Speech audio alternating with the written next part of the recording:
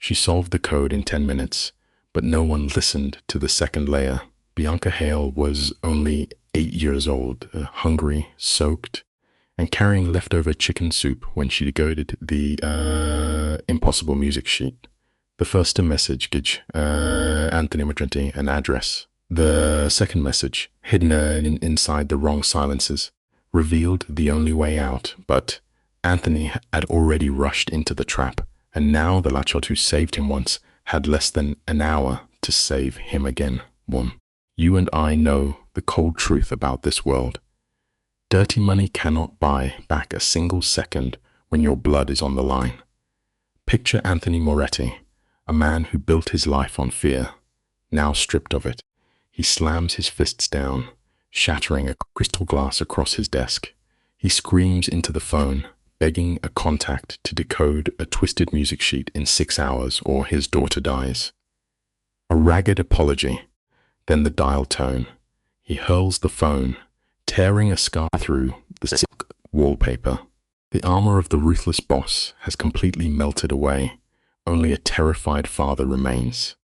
It is a hard lesson for anyone who chases control. No matter how much power we accumulate, the people we love will always be the one beautiful weakness we cannot defend. He stands shaking, knuckles white as he grips a piece of paper like it is his last breath of air. It is supposed to be a piano score, but the ink looks completely cursed.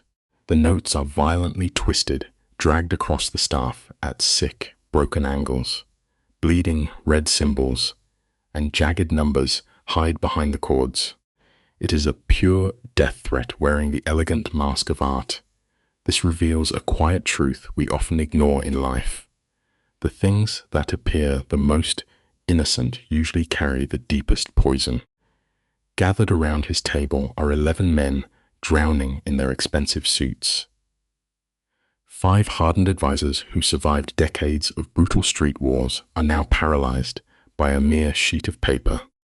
3 elite codebreakers just surrendered in defeat, leaving behind 2 notebooks filled with absolute, meaningless static. They pulled 2 conductors from Lincoln Center at 2 in the morning, but both men look entirely broken. The older musician whispers that this is not music, swearing he has never seen such dark madness on a page. Then the grandfather clock tolls. The deep sound drops like a gunshot in the dead silence. 5 hours and 47 minutes.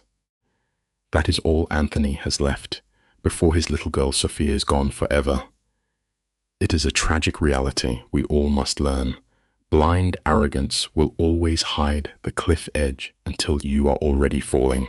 He thought he owned the soul of this city, but tonight he owns absolutely nothing.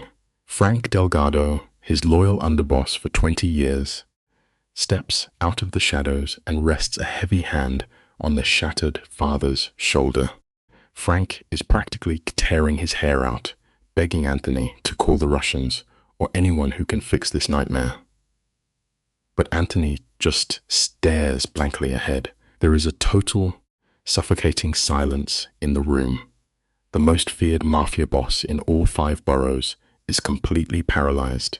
You see, here is the brutal reality we all must face no matter how much wealth you hoard. It cannot buy your way out of every hell. That is a hard life lesson. He runs the city, yet he cannot save his own flesh and blood. Then, right at the absolute rock bottom of his despair, the heavy oak door softly creaks open. Who steps into this room full of hardened killers? A tiny 8-year-old girl. She is wearing a torn grey sweater, clutching a plastic tub of leftover chicken stew like a rare diamond. The little girl scans the room, her eyes drifting past the tailored suits, loaded guns, and shattered glass on the floor. Then, she whispers something defying all logic. She says, "Sir, I can read that music sheet." The oxygen vanishes from the room. Anthony, a man who makes powerful politicians weep, lets out a broken laugh. But here is the tragic irony. He does not realize the next 10 seconds will not just save his daughter. It will completely tear his underworld empire down to the studs. They are about to expose a twisted revenge plot brewing in the shadows for 5 years. Because here is a harsh truth about life. The deadliest snakes are always sleeping warm inside your own house.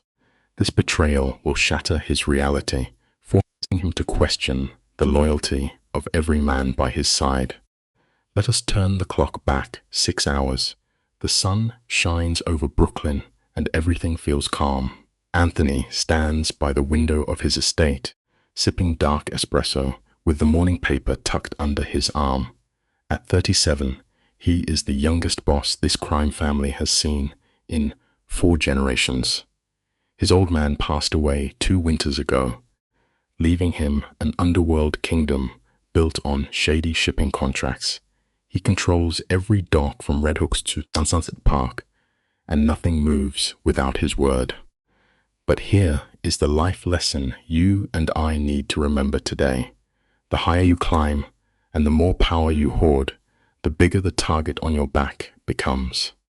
He truly thought he was untouchable, sitting up there on his mobster throne, completely blind to the knife waiting for him in the shadows.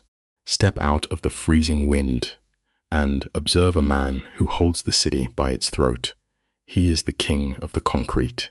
Judges eat from his palm, and street soldiers cross themselves when his shadow passes. Yet beneath the violence, his iron mask slips. Deep inside his fortress sits a tiny white piano with a pink ribbon. His 7-year-old daughter hammers out a stumbling melody from the mother she never knew, looking up and begging him to listen. It is a strange paradox how the darkest souls hide the tenderest wounds. The brutal truth is quite simple. No matter how much terror you spread, loving a child will always bring you bleeding to your knees. We spend our days chasing power, but in the end, true purpose is found solely in protecting the innocent ones we hold dear. You and I have seen men completely shattered by grief. Anthony has exactly one fragile piece of his soul left his daughter, Sophia. 3 years ago, he sat in a cold hospital room, clutching his wife's hand for 72 hours until the monitor flatlined. Her last breath was not a sweet farewell, but a desperate plea. Do not let our child become a monster like you. You can build an empire on fear, but fear cannot shield the innocent sleeping in your house. We cannot protect our loved ones with the same poison we use to hurt others. He genuinely tried to change for her. Fast forward to a crisp Saturday morning. Sophia, wrapped in a bright yellow raincoat, begs to feed the ducks at Prospect Park, purely believing her bright clothes will make the wild birds smile. Tragedy strikes when the air feels perfectly still. Anthony sends his trusted man, Vincent, to escort his girl to the park. Barely 15 minutes later, a park ranger makes a frantic call. Vincent is found slumped by the duck pond, a heavy dart buried in his neck. The black SUV sits abandoned. The hot cocoa is still steaming, the bread untouched, and Sophia is gone. Snatched under the morning sun, miles away, Anthony is barking orders when his advisor, Frank, kicks the oak doors open. Frank has not broken protocol in 20 years. One look at his pale face, and Anthony's blood turns to ice. The lesson here is cruel but absolute. No matter how high we build our walls, the ghosts of our past will always find a way inside to collect their debts. 6 minutes later, a secret phone in Anthony's coat vibrates. The screen displays a blocked number. The voice on the other end is stripped of humanity, sounding like rusted metal scraping in the dark. It is the cold static of a predator. The caller delivers a chilling ultimatum. If Anthony wants to see his girl breathe again, he has 12 hours to decode a piece of sheet music arriving at his gate. No police, no negotiators. Everything he needs is locked inside those notes. The line cuts to dead air before the boss can unleash a threat. We often trick ourselves into believing we master our own fate. But control is merely a fragile illusion, and in one terrifying heartbeat, Anthony realizes his violent power means absolutely nothing when the person he loves most is taken away. Anthony bursts through the doors, sprinting down the marble steps. At the gate, a young boy on a rusted bicycle hands a cream envelope to the guards and pedals away. Anthony rips it open. For the first time in his life, his scarred hands are violently shaking. Inside sits a single piece of sheet music. He is facing an enemy he cannot shoot or intimidate. Minutes later, his estate devolves into a chaotic war room. Black sedans would have tear up the gravel, dropping off the most unlikely saviors. The lesson here is profound but entirely true. A desperate person will abandon all pride when someone they love is in danger. To save what matters most, we must swallow our egos and willingly accept help. The Satan today, a handful of terrified, brilliant outsiders, are this fallen king's absolute last hope of bringing his little girl home. Let us examine the irony of the team assembled in his dining room. First is Harold, a retired codebreaker shuffling across the marble in slippers. Two music professors tumble from a cab, arguing over a petty dispute. A frantic language expert clutches her laptop in a grocery bag. Finally, Dr. Patel, a math genius who speaks in symbols. They are the strangest group ever dragged into the underworld. They carry no guns and spill no blood. Instead, they sit in pure terror, racing a 12-hour clock to save a child. The lesson here is simple. True heroes rarely look the part, and the greatest battles are often won with quiet brilliance rather than brute violence. In this room, every past second feels exactly like a heavy drop of blood hitting the floor. Anthony does not even try to negotiate. His silent accountant simply lets heavy stacks of $100 bills hit the cold marble island. Across the room, a terrified professor sits at the grand piano, the exact instrument Anthony's late wife used to play. The weight of her memory is thick enough to choke on. The professor studies the strange sheet music, takes a shallow breath, and presses the keys. What pours out is absolutely not music. It is raw, bleeding agony. The chords clash like twisted metal in the dark, physically grating against the ears.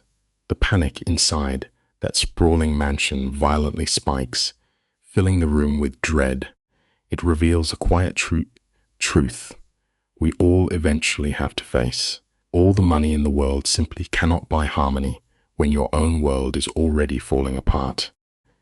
There are brutal pauses in the melody that make absolutely no sense. The professor tries forcing his trembling fingers through the notes, but his hands freeze over the ivory keys. His face turns pale as he whispers that no human composer wrote this nightmare. Over in the corner, Harold, a veteran codebreaker, is falling apart. He has aggressively scratched out 3 full pages of a yellow legal pad. Looking up with defeated eyes, he admits it matches nothing from his 42 years of intelligence work. The unseen mastermind actually invented a brand new language from scratch, custom built to mentally torture Anthony. It reminds us of a dark but simple lesson. The cruelest Emma's enemies do not use everyday weapons. They learn exactly how to speak directly to our own personal fears. Let us look at this together, friends. Dr. Patel stares at the bizarre symbols, tapping her pen in an anxious rhythm. She tells the room that this code is not math at all. It is pure emotion. Across the room, Anthony grips the stone edge of the fireplace so hard his knuckles turn white, his illusion of control crumbling. Way back in the dark, melting into the heavy drapes, stands Marcus Reed, 40 years old, head of security, and the boss's loyal shadow for 7 years. While Anthony is drowning in absolute panic, Marcus just leans there with an entirely blank, empty face, The lesson here is older than time itself. The loudest man in the room is never the biggest threat. It is always the perfectly calm shadow in the corner who truly decides how the darkest stories will end. The air in that mansion is heavy with panic, but Marcus remains completely frozen. When the professor stammers that the music is unplayable, a faint, chilling smirk ghosts across Marcus's lips, a fleeting moment of pure satisfaction. The others are too blind to notice the snake hiding right in their grass. Then Frank foolishly breaks the silence. Missing the agonizing tension, he suggests tossing $5 or $10 million at the kidnappers to buy Sophia back. Anthony slowly turns, the sheer, freezing hatred radiating from the father's eyes makes Frank physically stumble backward in fear. It brings us to a harsh reality about human suffering. Throwing cash at a deep wound does not stop the bleeding, especially when your enemy is only interested in destroying your soul. Anthony stares right through Frank, his voice hollow, as whispers that the kidnappers never asked for a single dime. He knows how to handle greed, but this unseen enemy just wants blood. The heavy chime of the grandfather clock echoes, and the sanity in the room shatters. Anthony watches those brass hands moving, and the hardened boss completely breaks. He grabs a delicate crystal vase, the one his late wife Isabella bought 3 years ago, and hurls it against the stone wall. It sounds like a human scream as glass rains down. The ruthless mobster, who stood stone-faced at his own father's grave, collapses directly onto the jagged shards. It proves a painful truth. All the heavy armor we build to protect our feelings can be stripped away in one single, devastating heartbeat. The broken men behind for a moment. You and I are going to drift down 2 floors, stepping into a kitchen wrapped in the comforting scent of simmering chicken broth and fresh rosemary. This is the domain of 62-year-old Dorothy Kowalski, raised on the hard streets of Brooklyn. They call her Mrs. Dot. She is so steady that even the most vicious mafia captains treat her with quiet reverence. She has been feeding this dark family since the old boss was alive, but tonight she is not cooking for the men with the guns. Instead, she has 4 modest plastic containers lined up along the warm counter. It points to a quiet truth. The true pulse of any powerful empire rarely belongs to the men shouting orders. It belongs to the quiet souls who faithfully keep everyone fed. Mrs. Dot fills each container, ladling out scoops of golden chicken stew alongside wax paper bundles of buttered bread and a crisp apple. She hums a hauntingly sweet Polish lullaby, her voice floating above the violent panic tearing the upper floors apart. Out of nowhere, the rusty hinges of the back alley door let out a soft groan. A tiny, freezing hand with raw red knuckles slips through the crack, followed by a pair of wide, frightened eyes. A small voice calls her name from the shadows. Mrs. Dot does not jump. A warm smile simply touches her lips as she reaches for one extra slice of soft bread. It is a beautiful lesson about the human heart. Even in a fortress built entirely on blood and dark sins, pure kindness will always find a quiet way to sneak through the back door. Dorothy calls the child her little bee, teasing that she worried the rough city streets had swallowed her up. The young girl slips inside, easing the heavy door shut without making a sound. Her name is Bianca, an 8-year-old girl barely 4 feet tall, wearing a ragged sweater the color of wet cement, patched up in 3 places. Dirt smudges her pale cheeks, but her massive blue eyes dart around the kitchen, fully expecting the world to turn cruel at any second. She survives 6 dangerous blocks away, acting as the sole caretaker for an ailing grandmother. It gives us all a heavy dose of reality. While powerful men upstairs are sobbing over broken crystal and bruised egos, The truest warriors in this world are just hungry children fighting to survive the cold, dark night. Sit with this thought. Little Bianca has walked through absolute fire. Her father vanished into the ash of a strange residential blaze 5 years ago. Even before that, her mother was stolen by a stray bullet. The only memory the child still clings to is the warm melody of her mother playing the piano. Standing in the soft light of the kitchen, she reaches out to accept the warm container of chicken soup from Dorothy. Bianca whispers her thanks so softly, as if speaking too loud might fracture the fragile peace. Suddenly, a terrifying, violent scream rips through the ceiling from the desperate men above. It proves a quiet truth. Sometimes the most silent people among us are simply waiting for this chaotic, deafening world to finally make a little bit of sense. Even buried under 2 floors, you and I can hear a man drowning in panic. A heavy crash shakes the ceiling, followed by the rumble of men failing to calm a broken father. A door slams upstairs with such force that the copper pots dangling over the stove literally ring out. Bianca freezes instantly, pulling the warm soup tightly to her thin chest, and softly asks if the boss is hurt. Dorothy lets out a long sigh, her face painted with the exhaustion of explaining ugly truths to innocent minds. She tells the child that Anthony's little girl was stolen away today, leaving behind nothing but a single piece of paper. It reminds us of an uncomfortable fact. No amount of money, muscle, or dark influence can ever truly shield you from the random cruelty of this unpredictable world. Upstairs, criminals are paralyzed by the bizarre symbols on a twisted sheet of music. Even expensive hair experts are failing. Down in the kitchen, a suffocating silence settles in, broken only by the low hum of the refrigerator. Bianca stands absolutely frozen, her dirt-stained fingers squeezing the warm soup. The childlike fear in her wide blue eyes suddenly melts away, replaced by a cold, ancient knowing. With a voice as thin as glass, she cautiously asks Dorothy if the strange symbols on the paper are written in red ink above the notes. The old cook is left completely speechless. It proves a lesson life constantly tries to teach us. The missing pieces to our darkest puzzles are almost always held by the exact people we so easily choose to overlook.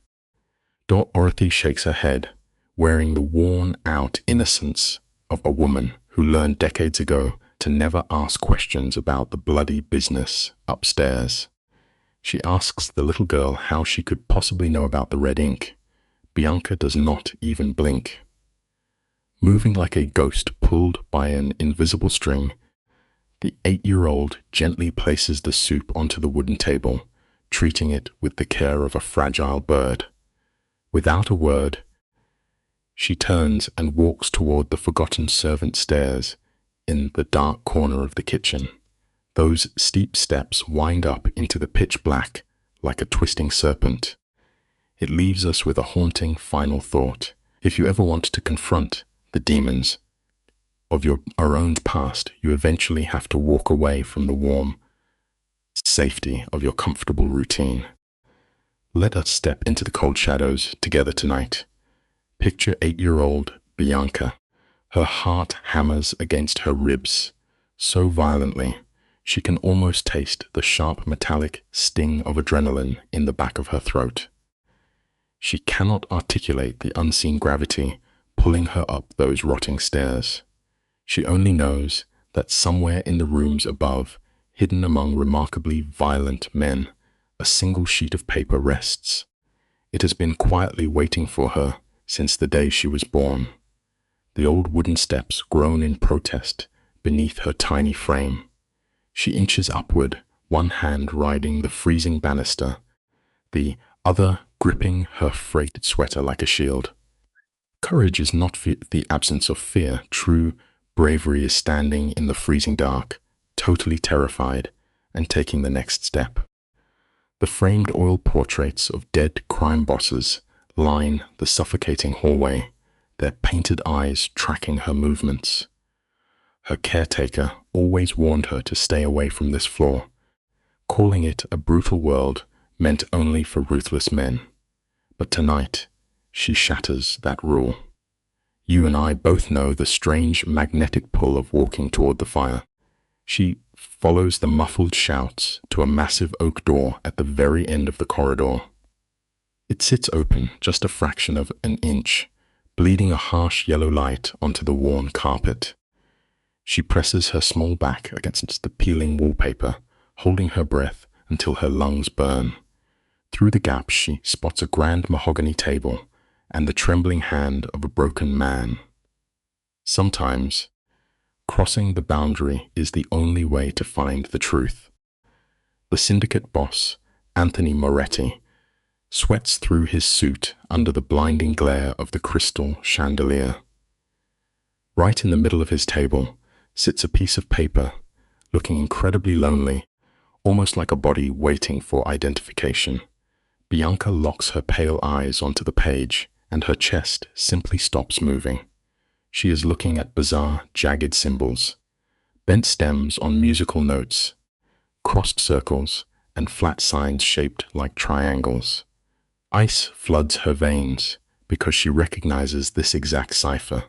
She did not learn it in an elite school. She learned it at a scratched kitchen table with a glass of milk, her father gently guiding her tiny hand. It goes to show that our greatest gifts often come from the quiet, ordinary moments with the people who love us most. Try to picture the memory as it rushes back to her. A tall man with exhausted but gentle eyes sits beside his daughter. He sharpens a yellow pencil, carving wild, secret shapes across her scattered sheet music. He leans in, voice barely a whisper, explaining these are the sacred marks of their family. It is a private language, a silent bond so tight that not even her mother knows how to read it. He begs her to keep it safe, but she is only 3 years old.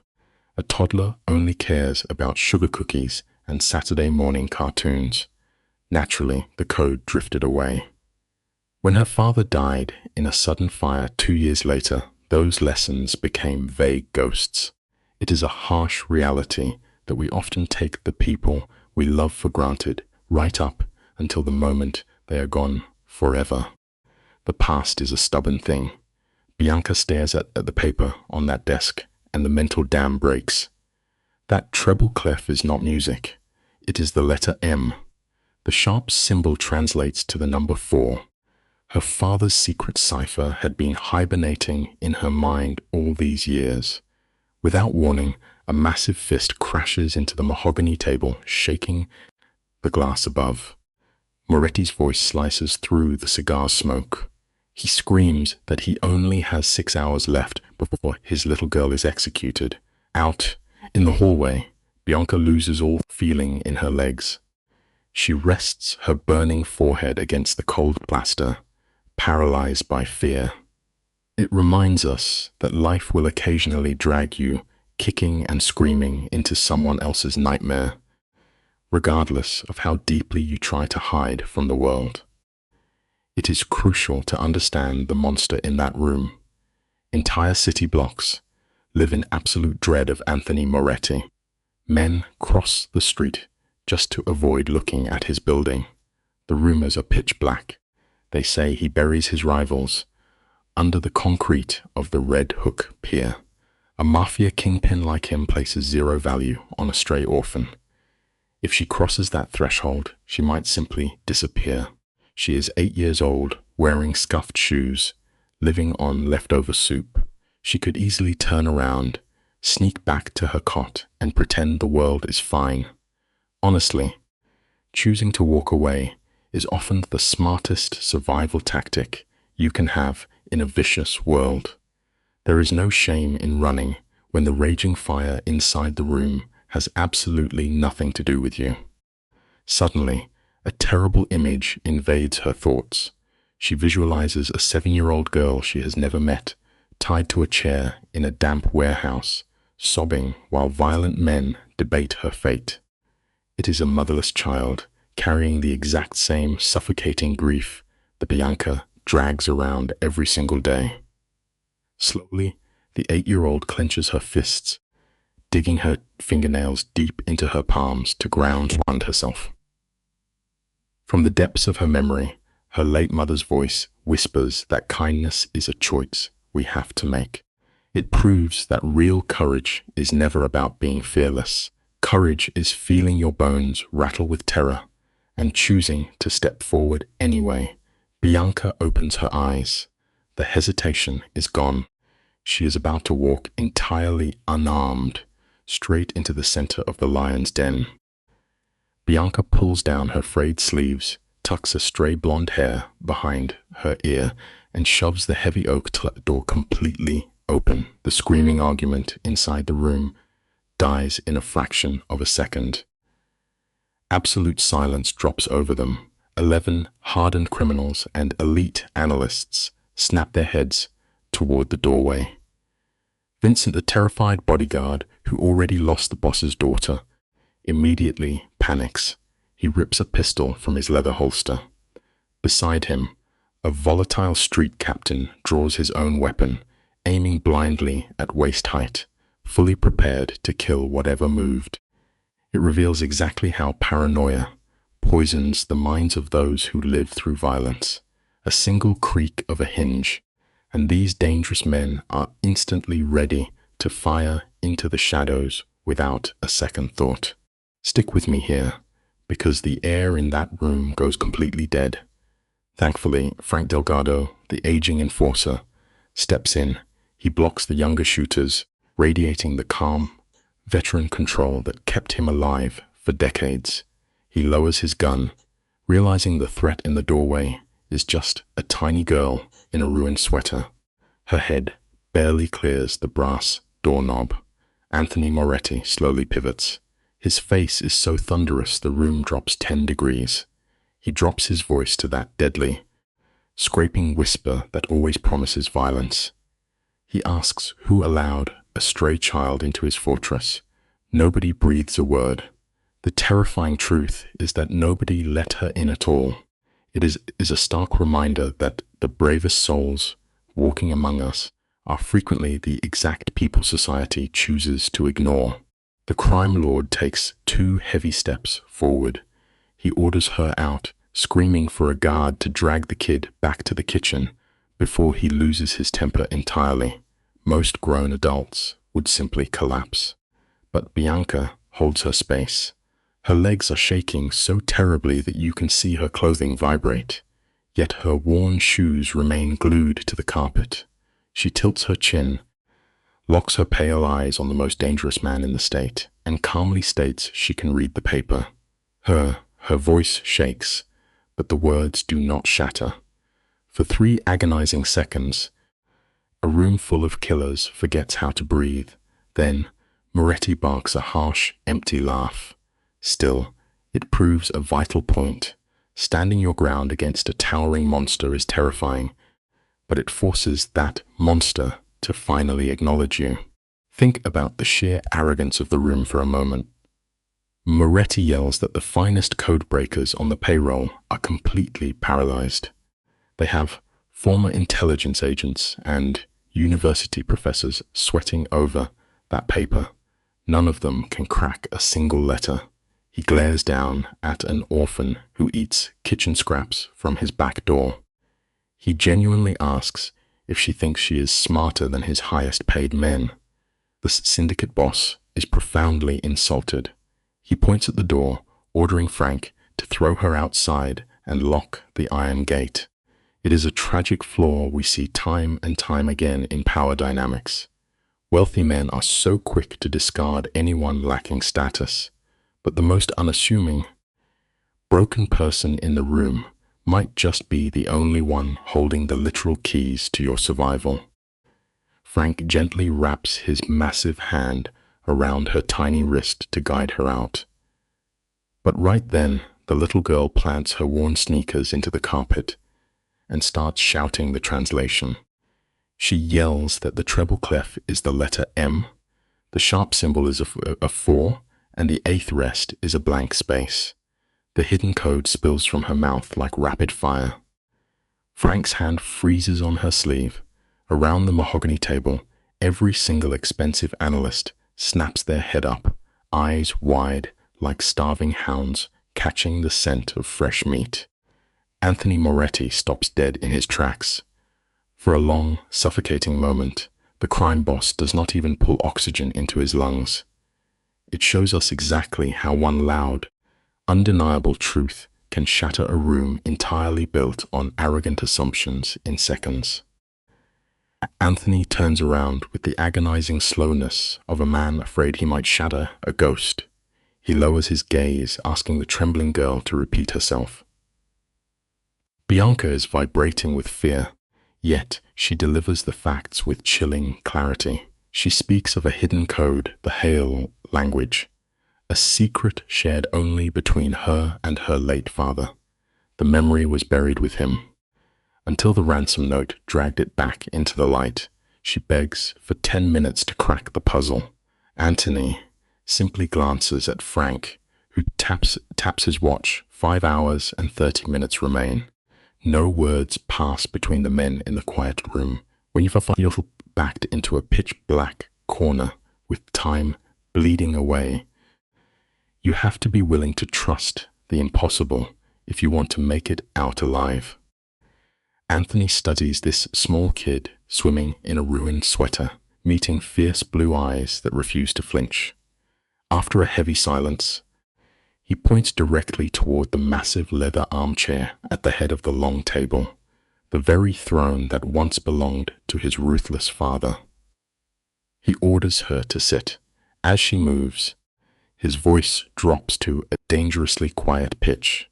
He warns her that if this is a game, or if she wastes a minute of his daughter's life, the consequences will be unimaginable. He leaves the dark threat hanging in the room. Bianca is already walking across the thick Persian rug, fully aware of the violence surrounding her. True courage is understanding the heavy weight of your promises and stepping forward anyway, no matter how terrifying the danger might be. That gigantic, cracked leather armchair practically swallows the little girl whole. Bianca perches right on the very edge, just to keep her small shoes from swinging above the floorboards. She grips the armrests like a lifeline. We have to remember, this was the seat of a ruthless crime boss whose daily suits probably weighed more than she does. Then, completely unprompted, Mrs. Dot materializes from the shadows. The old housekeeper ignores the armed men entirely, carrying a silver tray. She quietly sets down a warm glass of milk touched with honey, a slice of buttered rye bread, and a freshly sharpened pencil from the master desk. It is a beautiful reminder that in the absolute center of a violent storm, quiet acts of genuine care are the only things that keep us human. Listen, you and I are going to appreciate this specific detail. Mrs. Dot gently rests her warm hand on the back of Bianca's neck. It is the first drop of actual human comfort this exhausted has felt since stumbling into this nightmare. The housekeeper steps back against the dark wood paneling, silently refusing to abandon her. The little girl smooths out the crumpled ransom note across her lap. The bizarre symbols stare back like ghosts from a past life. She picks up the yellow pencil. Her hand might be small, but her grip is flawless. Her father taught her to hold a pencil exactly the way a surgeon holds a scalpel, not like a child with crayons. With cold precision, she goes to work. Proper training always shines brightest when the pressure is heavy enough to completely crush you. Right beneath the first strange mark, she carefully sketches the letter H. Dr. Patel leans over, quietly asking why she chose that specific letter. Bianca doesn't even blink, her mind completely locked into a different world. She softly explains that in this forgotten Hale language, notes are not named by their sound, but by their exact physical placement on the lines. You simply count upward from the base. Harold Weiss, the veteran codebreaker, actually chokes on his own breath, whispering about the brutal simplicity of the design. Bianca casually drops a heavy piece of reality on them. It only works if you know exactly which marks turn letters into numbers. True wisdom is realizing that possessing the right tools means absolutely nothing if you do not understand how to use them. She explains that this specific note is actually a 17, sitting firmly in the 17th spot from the bottom of the bass clef. You literally have to switch clefs halfway through the page to even stand a chance of reading it. She scribbles a 1 and a 7. A sharp adds 1, a flat subtracts 1, and a double sharp adds 2. Then she drops a detail that breaks the room. Her dad made her practice this math in her head over morning cereal. Meanwhile, Anthony has ghosted right behind her massive chair. He stands with his hand clamped over his mouth, terrified that a single breath might break her focus. He is watching a true miracle unfold over a simple glass of milk. Honestly, the greatest things in life usually happen when we finally stop talking and just pay close attention. She quietly counts on her small fingers, crossing out letters and swapping variables like a seasoned professional. But the shadows of this room are telling a completely different story. Over in the dark corner, hiding near the heavy velvet drapes, is Marcus Reed. He hasn't moved a muscle for an hour, but his face is absolutely wrecked. His skin is ashen, his jaw locked so tight that a tiny muscle twitches in his cheek. His fist is squeezed so hard, his knuckles shine pure white. For one split second, his eyes dart toward the heavy oak door, calculating the distance to freedom. No one else catches this desperate panic. It is a harsh reminder that the absolute greatest danger is usually standing right inside your own house, hiding in plain sight while everyone else is looking away. Every single person in that grand study is glued to the little girl. Everyone, that is, except Mrs. Dot. The elderly housekeeper sees everything, quietly filing Marcus and his erraticity right into the back of her sharp mind. We should never underestimate the quietest folks in the room, because they are usually the only ones firmly anchored to reality. 8 agonizing minutes crawl past. The silence is crushing. No coughing, no shifting of weight. Frank completely forgets his ticking watch, and Vincent lets his hand drift away from his holster. The veteran codebreaker stares at her yellow pencil like it is a bomb defusal tool. Finally, Bianca finishes the last character. She drops the pencil, stares at the page in deep distress, then quickly snatches it back to scribble one final note. She drops the pencil for the final time and takes a heavy breath. Then she drops the bomb. It is an address, she tells Moretti, her voice totally wiped out.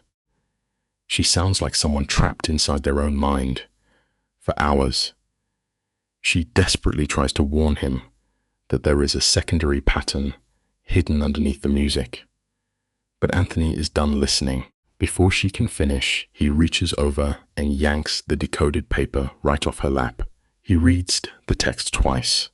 Warehouse 17, Red Hook Docks, Brooklyn, 11 tonight. The crushing baggage of his grief and the terror of the past 7 hours hit him like a freight train.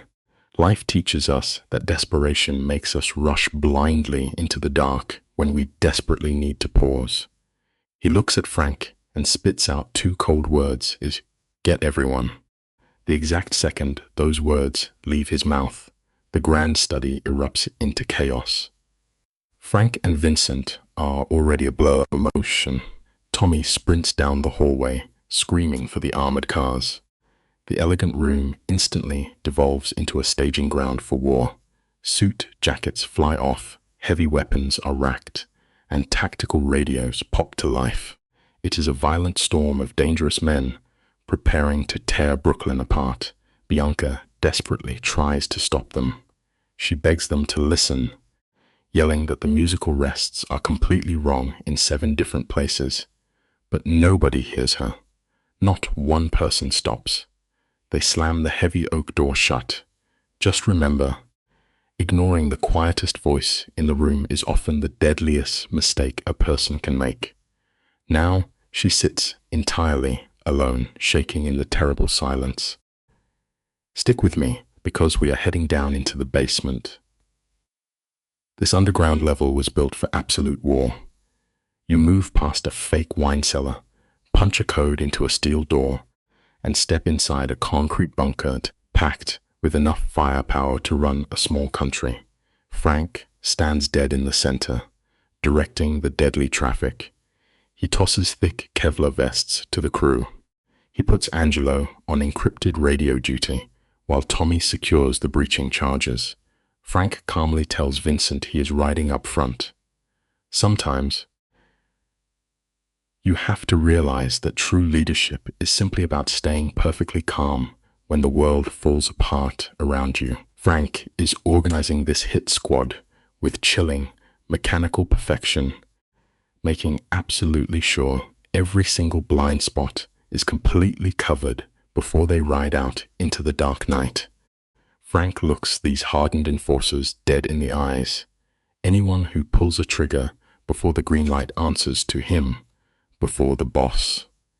12 dangerous men nod in absolute silence. Rifles are pulled off the metal racks. Extra clips slide into tactical belts. They strap on night vision gear and trauma kits. The sharp metallic clicks blend into a terrifying symphony. It reminds us that violence always has its own ugly, methodical rhythm if you listen closely enough. Meanwhile, alone upstairs in the dark dressing room, Anthony sits in front of a tall mirror. He stares into the glass, no longer recognizing his own hollow face. Slowly, he reaches down and grabs the heavy .50 caliber handgun his father gifted him for his 21st birthday. You and I have seen this tragic archetype before. Anthony dismantles the heavy firearm with chilling exactness, slipping a .50 caliber magazine into the grip. The metallic clank of the bullet sliding into the chamber rings out, echoing like the iron bars of a prison cell slamming shut forever. He looks up. Reflected in the mirror is little Bianca, nervously picking at the frayed hem of her sweater. She asks to go with him into the dark. Anthony offers only a hollow laugh, shutting the child out completely. In the criminal underworld, vulnerability is treated as a fatal disease. We see this truth echo in our own daily lives. Sometimes trying to protect someone means pushing them away precisely when they want to help you the most. Anthony tells the young girl she has already carried a burden far too heavy for her age. He commands her to stay put, burying his massive firearm in his holster and throwing on his midnight coat. But Bianca stands her ground. Her voice drops to a desperate whisper, warning him that the rhythm in the sheet music is fatally flawed. Blinded by his own authority, Anthony simply walks past her. He insists the translation is perfect, and the location is the only ammunition he needs. He marches into the freezing night, obsessed with his own bloody vendetta, leaving the girl behind. It is a harsh reality of the human condition. Arrogance acts as a thick blindfold, preventing us from seeing the quiet warnings that might actually save us from our own destruction. Trailing right behind the syndicate boss is Marcus, drifting like a ghost. He stops at the door to stare down at the trembling child. This is not a look of hot rage, but a terrifying, icy calculation. We are witnessing the hollow stare of a career enforcer, quietly measuring how much of a threat this innocent girl might be, and picturing how easily he could erase her. He vanishes like smoke, leaving a foul trail of sour metal and stale cologne. At 10:15, 3 unmarked black cars creep down the gravel in a perfect tactical formation, their red taillights bleeding into the wet Brooklyn night. It is a chilling reminder for all of us. True evil rarely announces itself with a loud scream. It quietly slips through the shadows while everyone else is looking the other way. Bianca scrambles to the second floor, pressing her warm cheek against the freezing window pane. She watches those crimson tail lights fade until the massive maple trees swallow them entirely. From the dark corner of the room, Mrs. Dot approaches, placing a gentle hand on the young girl. She whispers that Bianca performed a genuine miracle tonight, a victory that no mobster can ever steal. In our coldest moments, a single phrase of quiet comfort is often the only real shield we have against a terrifying and unpredictable world. But the child rejects the warmth. Without speaking a single word, she spins around and marches straight back toward the boss's empty study. The heavy oak door sits cracked open. Her untouched glass of milk and torn bread still wait on the sprawling mahogany desk. Let us look closely at this exact frame together, because the details reveal everything. On that massive desk, pinned flat beneath a heavy brass lion, sits the original sheet music. The Godfather snatched up her translation but abandoned the source material. It is a textbook fatal oversight. 8-year-old Bianca climbs into the giant leather chair, gripping her wooden pencil. But she ignores the written melody. This street orphan survived by teaching herself to read on the filthy floors of city libraries. She already understands a profound truth that grown men routinely ignore. To find the genuine truth in this life, you can never just swallow what people choose to present to you. You must actively hunt for the quiet things they are desperately trying to hide.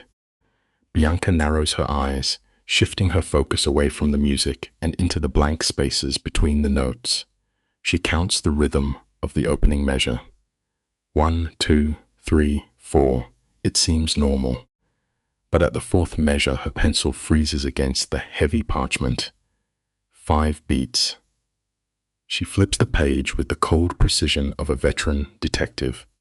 The 7th bar contains 3.5 beats. The 11th has 4.5. No actual musician makes these clumsy mistakes, and no arrogant syndicate codebreaker ever slows down enough to notice them. Her father buried these hidden messages with absolute genius. It teaches us a vital, everyday lesson. If you never stop to question the underlying rhythm of the world around you, you will always fall for the grand illusion. Bianca presses her pencil against her lips, whispering to the aged paper like it is a ghost. What else are you hiding? She has not seen her father in 5 agonizing years. Suddenly, the cinematic landscape shifts violently. Miles away, icy rain crashes across a blacked-out expressway. 3 massive trucks tear through the storm, tires hissing over slick asphalt. Inside the center vehicle, the syndicate boss sits completely frozen. A heavy weapon rests on his lap, but his fingers are crushing a worn leather wallet. He never opens it. He already knows every scratch on his little girl's photograph. This is the ultimate danger of deep human attachment. When you anchor your soul to someone you truly love, their memory becomes the invisible engine driving your most desperate choices. The hidden photo captures Sophia laughing at the boardwalk, her chin sticky with chocolate. She flashes a goofy, missing tooth smile. Anthony had promised the tooth fairy would leave enough silver for endless carousel rides. Beside the Godfather, Frank sits in absolute silence, a compact weapon resting on his lap. The eerie green dashboard light paints his face in harsh shadows. Frank leans in closely, making sure the driver cannot hear, and whispers that he needs to speak. Staring blindly into the rain, Anthony tells him to to talk. Frank warns the boss that the orphan back at the mansion is no normal stray. We should all take note of this reality. It is always a fatal mistake to underestimate the quiet people who spend their days simply watching and listening. While the soldiers loaded weapons, Frank dug for answers. He found that an elderly woman has been feeding this child scraps for 2 brutal years. No one knows her real name or origin. She drifts out of the fog, takes her bread, and vanishes. Frank locks eyes with the mob boss, delivering a cold reality. A starving orphan who casually breaks a cipher that stumped federal agencies is no random accident. Hearing this, Anthony slowly turns his massive head. He swears that once his own daughter is safe in her bed tonight, he will buy that brilliant stray a real house and secure her life forever. We see a powerful light in this dark world. One single act of pure, unselfish loyalty has the power to completely rewrite the tragic ending of a broken story. Anthony draws a hard line. Saving the orphan is a task for tomorrow. Tonight, this crime family descends into hell to rip his daughter from the dark. Frank offers a grim nod. Now, look closely at Marcus up front. The enforcer sits unnaturally rigid, knuckles turning chalk white against his rifle. He steals a panicked look into the rear mirror, breathing out only when he sees the boss, distracted by the photograph. Marcus swallows hard, his pulse hammering against his neck. His grip tightens on the steel. Suddenly, the radio hisses with static. 8 minutes out. The dock perimeter is totally bare. This unnatural silence teaches us a harsh reality. When the world feels entirely too quiet, it usually means you are blindly walking straight into a deadly trap. Stick with me, because the tension is absolutely suffocating. The streets are consumed by a total blackout. No headlights cutting through the fog, no roaming watchmen. There is only the concrete shell of Warehouse 17, bleeding a sickly yellow light into the rain. Frank tapped his earpiece, ordering absolute silence. In the pitch-black back seat, Anthony grips his rifle so fiercely that the leather strap actually groans. This man is an undisputed king of the underworld. He has built a blood-soaked Mafia Empire over 4 merciless decades. Yet, as the tires crunch the gravel, the untouchable Godfather is finally paralyzed by sheer terror. It exposes a devastating universal truth. All the money, fear, and power on earth mean absolutely nothing if you cannot protect the fragile family you love. For 20 violent years, this Godfather trained his mind to be unforgiving. He buried all panic whenever rivals put a hit on his life. But tonight, those old rules are shattered. The ransom is not a bag of dirty cash. The target is a tiny child with a missing front tooth. She is his literal heart, walking around outside his chest. The universe always has a cruel way of exposing your one fatal vulnerability. It proves that genuine love is the only force capable of breaking a hardened soul. 2 blocks away, the heavy trucks cut their engines. They glide forward like iron specters, hiding behind rusted shipping containers. 12 Mafia enforcers melt into the freezing rain. Weapons drawn, they march blindly into the dark abyss, prepared for an absolute bloodbath. Warehouse 17 stands at the edge of the dead lot, like a rusting iron tomb. From the outside, it is a monument of rotting steel, utterly quiet and suffocated by wooden planks over the windows. A single, sickly yellow slice of light bleeds from a side door. We have all stood at the edge of a bad decision, feeling that heavy twist in our stomach, warning us to turn back. Honoring your intuition is the truest wisdom we have, but Frank does not have the luxury of walking away tonight. He clicks his radio, his voice a flat, dead calm. 3-point breach. Alpha takes the main door. Bravo loops to the east. Charlie chokes off the north escape. His single, unbreakable rule? Nobody fires a single round until they see the little girl with their own eyes. Anthony does not bother waiting for his men to spread out. He stalks straight down the center of the broken concrete lot, his thick coat snapping in the bitter wind. Rain slicks the heavy steel of the Desert Eagle tight in his right fist. Behind him, a dozen tactical flashlights snap on, cutting the blackness and throwing harsh white glares against the corroding walls. He grabs the freezing iron handle, sucks in one ragged breath to settle his chest, and forces the door wide open. Rushing blindly into the dark is usually a quick way to end up dead. The simple truth of survival is that patience keeps the air in your lungs, while panic only blinds you. He steps into an empty, echoing cathedral of dead space, choking on the stench of black mold and old chemicals. The warehouse holds a suffocating, absolute silence. Nothing moves. But sitting dead center on the cracked concrete is a single wooden chair. Resting perfectly on the seat is a small stuffed bear, wrapped carefully in a bright yellow raincoat, Sophia's coat. The exact one his daughter had on when she left for the park this morning. Anthony stops dead, the color washing completely out of his face. His 12 heavy hitters freeze behind him, their flashlight beams shaking as they hit the little toy. You and I both know the cold reality of the criminal underworld. When a rival leaves a neat little gift out in the open, it is never an olive branch, it is bait. A hitman swallows a curse just as a deafening crash shatters the room. 3 heavy steel plates slam down over the doors.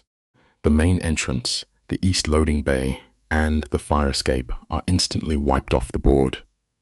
Hydraulic pistons scream as thick iron slabs drive deep into the floor. To Anthony, the terrible grinding noise sounds exactly like dirt hitting the roof of a coffin. Panic takes over. He throws his massive wheat weight against the cold metal, beating his fists raw against the slab. Only a dull, dead thud answers him.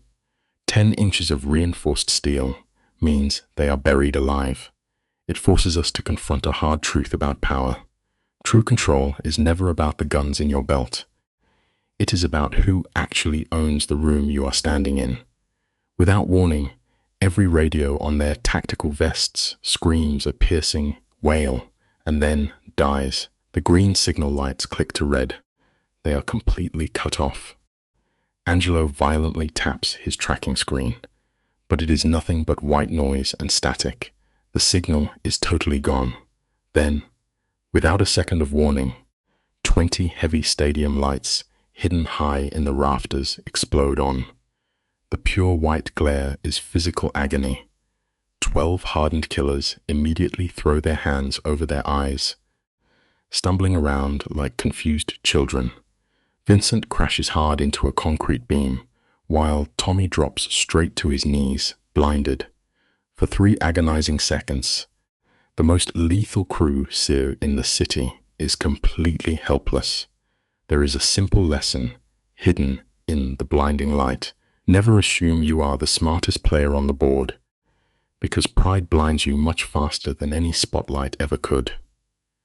When their vision slowly returns, the true horror sets in. Those decaying walls around them are a complete lie. They are actually heavy armored steel plates, hidden cleverly behind a fake outer shell. And the nightmare only gets worse from here.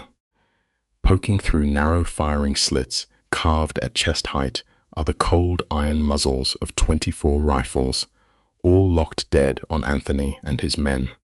The shooters themselves are completely swallowed by the dark. It is a brutal lesson we all eventually learn. The moment you stop paying attention to your surroundings, you dig your own grave. The Moretti family was not ambushed tonight. They marched right into a perfectly engineered slaughter pen. Suddenly, a rusty speaker bolted high on the wall crackles to life. The dead air fills with the ugly hiss of an old amplifier. The architect is ready to speak. A voice cuts clean through the rising panic, drifting from the overhead speakers. It is smooth and unhurried, like a man swirling wine in the front row of a theater. "Welcome, Mr. Moretti. Please make yourself comfortable." Anthony completely snaps. He lifts his heavy pistol and blindly fires a massive round into the wall. The bullet sparks off the steel and winds harmlessly into the dark. He screams at the ceiling, demanding his daughter, cursing the shadow as a coward. But the voice just laughs. It is not an angry sound. It is soft and utterly chilling. Here is a reality check for us all. You can hold every weapon on earth, but the second you let blind rage take the wheel, you lose the game to the man who keeps his cool. This is exactly where the psychological torture hits a freezing new depth. The voice drifting down from the rafters is terrifyingly patient. He tells Anthony in a soft tone that his little girl is perfectly safe, sitting in a warm room with hot chocolate and her favorite cartoons. He swears absolutely no one has laid a finger on her, quietly pointing out that he is not a monster like the men trapped in that room. Anthony is hyperventilating so violently that his ragged gasps echo across the concrete. Then, from the absolute blackness at the back of the room, a new noise starts. Clank, clank, slow, heavy footsteps walking down a metal staircase. The lesson is clear. Panic is pure poison. When you surrender your inner calm, you forfeit your life. Let us see who steps into the light. Every single footstep rings out against the concrete like a heavy bell in an empty churchyard. The tension in the air is thick enough to choke on. A dozen flashlights violently whip toward the sound. Washing the bottom of the staircase in a harsh white glare, a man in his early 40s steps slowly into the light. Striking silver hair frames a face that looks like it has survived hell and come back bored. He wears an expensive, perfectly tailored black overcoat, buttoned all the way up. His face is totally blank, like a man waiting for a quiet symphony to begin, not a man facing a trapped hit squad. Both of his hands are completely empty. Life constantly reminds us of a brutal truth. The quietest man standing in a room full of screaming killers is almost always the deadliest one of all. Instead of a gun, this phantom is casually spinning a thin black conductor baton between his fingers. He stops, tilts his head, and studies the sweating crime boss like a proud musician viewing a tragic opera he spent years writing. He glides forward into the burning lights, totally unfazed, walking like a man who has practiced this exact moment in the mirror 1,000 times. He stops exactly 6 paces away from Anthony and his heavy pistol. Under the raw glare, his face finally registers. It is a face a guilty soul never forgets. A razor-sharp jaw and pale, dead blue eyes that cut through the room like broken glass. Karma is an incredibly patient hunter. You can outrun the ugly sins of your past for a long time, but eventually they will sit right across from you and demand a toll. The horrible realization hits the boss like a speeding freight train. He looked into those exact same pale blue eyes just 2 hours ago, right before he dragged that little girl into his van. But her eyes were full of innocent fear. This man has eyes made of absolute winter ice. The stranger offers a chilling, mocking bow, quietly introducing himself as Victor Hale. "You will not know me," he whispers smoothly, "because men like you never remember the faces of the people you crush." Anthony feels his heart hammering against his ribs. His brain tears through decades of old memories. A buried news clipping, an old police file. Victor watches the mobster drown in his own panic before dropping the final weight. "But I am sure you remember Elena. The details we ignore eventually destroy us." The last drop of blood leaves the mobster's face. In one sickening flash of memory, his mind drags him out of the cold warehouse and throws him back to a freezing winter night at a city concert hall 5 long years ago. Here is the tragic irony. Anthony had bought those tickets under a fake name just to hide from a rival hit squad hunting him down. That one selfish act placed him high up in the velvet balcony of a quiet charity show. He remembers sitting in the dark watching a beautiful young woman in a cream dress float out onto the wooden stage. She sat at a grand piano, glowing with pure joy, lifting her hands to play. We have to understand that every selfish choice creates a wave. You might save your own skin, but you never see the innocent people who drown in the terrible wake you leave behind. She played just 11 beautiful notes before the world fractured. On the 12th, heavy theater doors were kicked off their hinges. 4 hitmen flooded the aisles, spraying gunfire toward the lower stalls where they thought Anthony was sitting. Their information was wrong. Anthony was safely tucked away in the upper balcony. Deafening gunfire shredded velvet seats and ripped across the wooden stage. One stray bullet found the piano player. Anthony still remembers that she never screamed. She only let out a quiet gasp, as if someone had whispered a sad secret. Collateral damage is a comfortable lie made up by guilty men. Every act of violence finds a beating heart. It reminds us that our reckless choices inevitably strike the people who least deserve it. She tumbled heavily off the bench, her hand dragging across the ivory keys to ring out a haunting final chord before the audience erupted into panic. By morning, her face was on every screen. Snapped back to the cold warehouse, Victor stares right through the mob boss. "Elena Hale was my wife," he says, letting the words drop like a heavy tombstone. He calls her a brilliant artist and the loving mother of his little girl. Victor points his baton straight at Anthony. "She bled out because of your pathetic war," he says. "They came for you, they missed, and my entire world died instead. You and I need to remember this truth. You can never truly run from your own mess. The universe keeps a strict ledger, and sooner or later, every dark debt demands to be paid in full. The once untouchable boss is coming apart." Sweating in the dim light, Anthony frantically tries to save his own skin. He stammers that the theater shooting was a terrible accident. He swears he did not order that hit, begging Victor to believe he never wanted the bloodshed. A chilling smile spreads across Victor's pale face. It is the look of a man who waited 5 agonizing years to hear that exact pathetic excuse. Victor softly mocks him. "You did not want it? What an absolute luxury.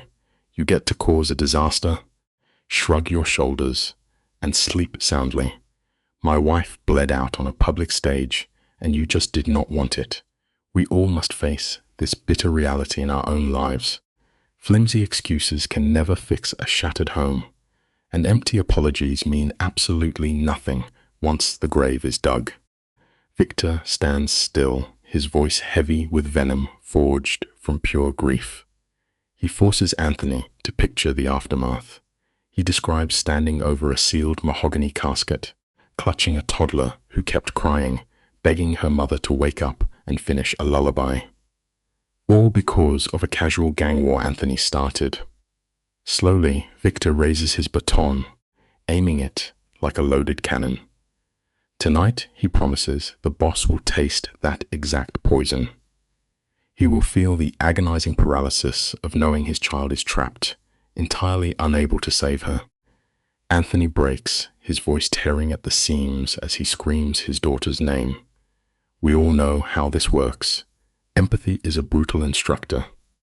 Some people never truly understand how much a fire hurts until it burns down their own house. Anthony completely breaks down. His pride shatters as he desperately begs to see his little girl. Victor does not blink. He reaches into his coat and pulls out a tablet. With one tap, he spins the screen around so every hitman in that warehouse gets a clear view. There is Sophia. She looks perfectly safe, sitting on a rug with her stuffed bunny, laughing at a cartoon. Then the camera slowly shifts. Resting against the nightstand, mere inches from her, is a thick brick of military explosives. It is a chilling sight to process. Grief has a cruel way of twisting an ordinary soul into something colder than winter ice. If you take one lesson from this, let it be this simple truth.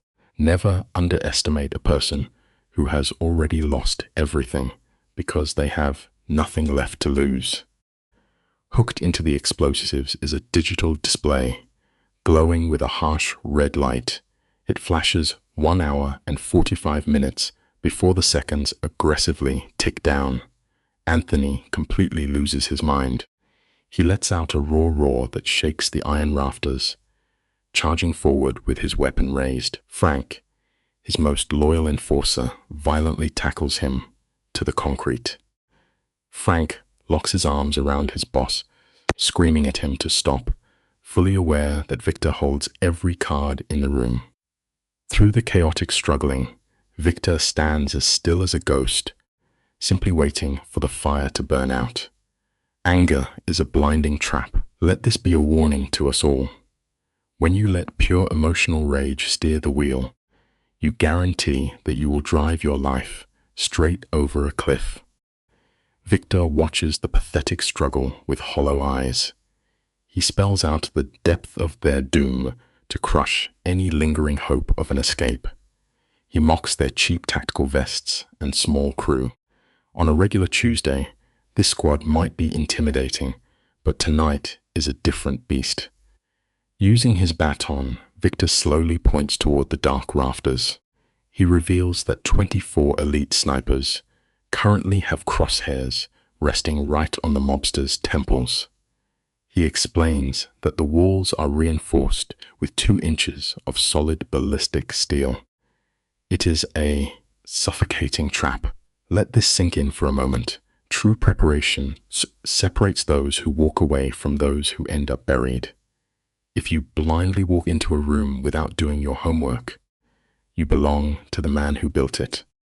The nightmare is far from over. Victor points up, drawing their eyes to 4 military mines bolted to the ceiling, angled downward to turn the room into a sealed concrete coffin. Calling for help is impossible.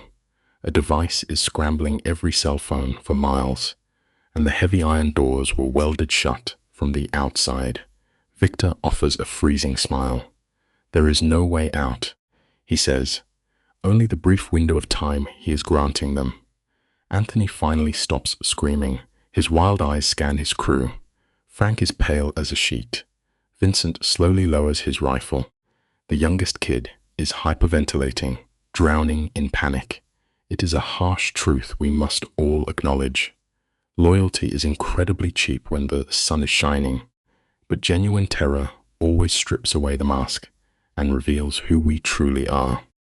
The silence inside the warehouse is heavy enough to crack bone. Anthony frantically scans his squad, desperate for an anchor of control. He spots Angelo gripping a dead radio. Then, he starts counting heads. 11 men. His chest tightens. There were supposed to be 12. His panicked gaze sweeps the perimeter, and the floor falls out from under him. Marcus Reed, his most trusted enforcer, is casually standing on Victor's side of the room. He had silently slipped away through the shadows moments ago. Marcus stands relaxed, radiating the calm of a man whose life is spared. Anthony's face shatters into a mask of pure betrayal. Stick with me here, because this is a vital lesson. You can fortify your walls forever, but the blade that finally takes you down is almost always held by a friend. Anthony chokes out his friend's name, a broken whisper lost in the cold air. Then the dam breaks. He screams, his voice cracking under 15 years of wasted trust. Marcus coldly shrugs. He draws the very weapon Anthony bought for him, aiming the steel directly at his mentor's heart. 15 years, Marcus says, his voice dead. I stood in the rain at your funerals. I swallowed my pride while your men treated me like a stray dog. You built a kingdom and left me with nothing but scraps. Tonight, we witness a tragic harvest of bitter seeds. It leaves us with a truth we must all face. When you take the loyalty of your people for granted, you hand them the match that will burn your own empire to ashes.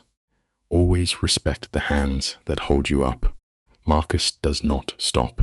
Every year, you promised me a seat at the table, he says, but that table never grew. It is not personal. I simply took the better offer. Victor stands nearby, savoring the devastation on Anthony's face before twisting the blade deeper. For 2 whole years, Marcus has been selling them out. He handed over the school schedules, the guard rotations, and the safe room codes. He even left that haunting envelope at the front gate today. The betrayal cuts straight to the bone. It is a brutal reminder of a simple lesson. Empty promises are just heavy debts waiting to be collected. If you string someone along with false hope, they will eventually stop believing your lies and find their own ruthless way to survive. Your word must be your absolute bond. The shadows grow heavier as Victor reveals the final truth. That innocent boy on the bicycle was Marcus's nephew all along. The revelation shatters Anthony. His knees buckle, sending his pistol clattering onto the concrete. He realizes his grand empire was built over a grave with his own name carved on the stone. Desperate, Frank dives for a hidden ankle gun, but Victor barely blinks, raising a hand to warn him off. The snipers lining the walls do not answer to Anthony anymore. They answer directly to Marcus. Let us at the big pitch here together. Arrogance is a heavy veil that blinds us to reality. When you sit too comfortably on a high throne, you forget to watch the hands of the people holding you up. Stay humble, because unchecked pride guarantees a devastating fall. Victor lets his voice drop to a deadpan chill. If a single shot echoes, the walls will ignite, burning them to ash in exactly 4 seconds. He mocks their loyalty, promising their revenge would end before their hearts beat twice. Looking Frank in the eyes, he offers a choice: a few more minutes of breath or instant darkness. Frank trembles. Slowly, his weapon slips and hits the floor. One by one, Anthony's 11 elite soldiers follow his lead. The clatter of rifles against cold stone is a harsh mirror. When the absolute end stares you down, raw survival crushes blind pride. We can all learn from this moment. There is absolutely no shame in dropping your weapon when folding your hand is the only logical option left to keep breathing. For a full minute, the only sound is the shameful thud of steel hitting concrete. Victor strolls around the broken boss, drinking in the agony before dropping a final weight onto his soul. In 1 hour and 40 minutes, the explosive near his daughter's bed will turn her room to ash. Victor whispers, making him feel his legacy vanish into dirt. It is pure psychological torment. But miles away, his 8-year-old daughter is staring at her piano sheet music. She notices a strange pattern tucked inside the silent pauses. It proves a beautiful point about our lives. Destiny rarely moves in a straight line. Even when the dark feels suffocating, the quietest detail can become the miracle that pulls you from the edge. Always hold on to hope, because salvation hides where you least expect it. Out in the freezing dark, grown men are facing their violent final moments. But inside that warm study, little Bianca is entirely swallowed by a heavy silence. Mrs. Dot slips in, leaving a cup of ginger tea on the desk, but the girl does not even blink. The old woman retreats to the hallway, carrying the suffocating weight of her own secrets about the night Anthony's father bled out. Bianca presses her pencil against the thick paper of the music score. 1, 2, 3, 4. Her tiny voice barely breaks the quiet. She is tearing apart this deadly puzzle, piece by piece. There is a simple truth here, something we all tend to forget. When the sky is falling and the noise of the world becomes too much, your best salvation is to shut out the storm and completely trust your own mind. Let us step into that dimly lit room together and look over her shoulder. The girl counts the rhythm when suddenly she hits 4.5. Her pencil stops dead. An extra half beat of empty air is never an accident from a master composer. Most folks just let the melody wash over them, trusting the sweet sound.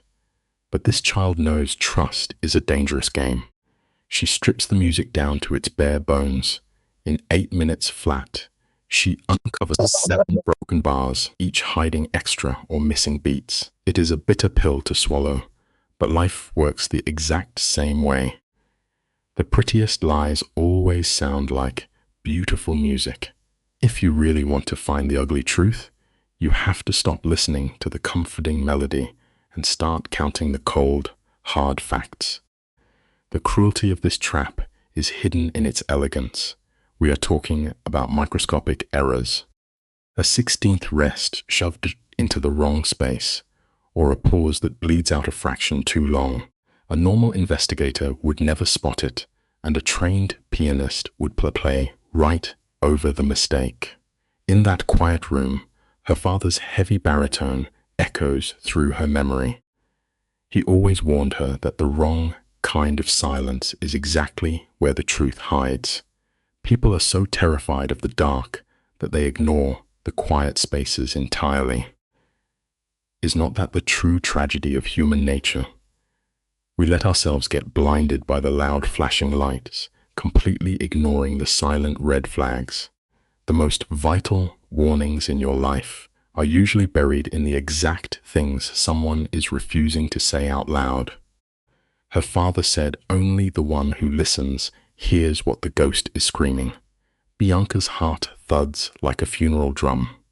She grabs a sheet of parchment, the same paper Anthony uses to sign men's lives away, and lists the 7 fatal glitches. She maps out the missing beats and ink strokes she once mistook for decorations. Then, her mind flips the world upside down. Instead of reading the ink, she decodes the empty air. The missing beats become numbers, and the silent gaps transform into letters. It is chilling to watch a child forced to think like a killer, but it proves a powerful point.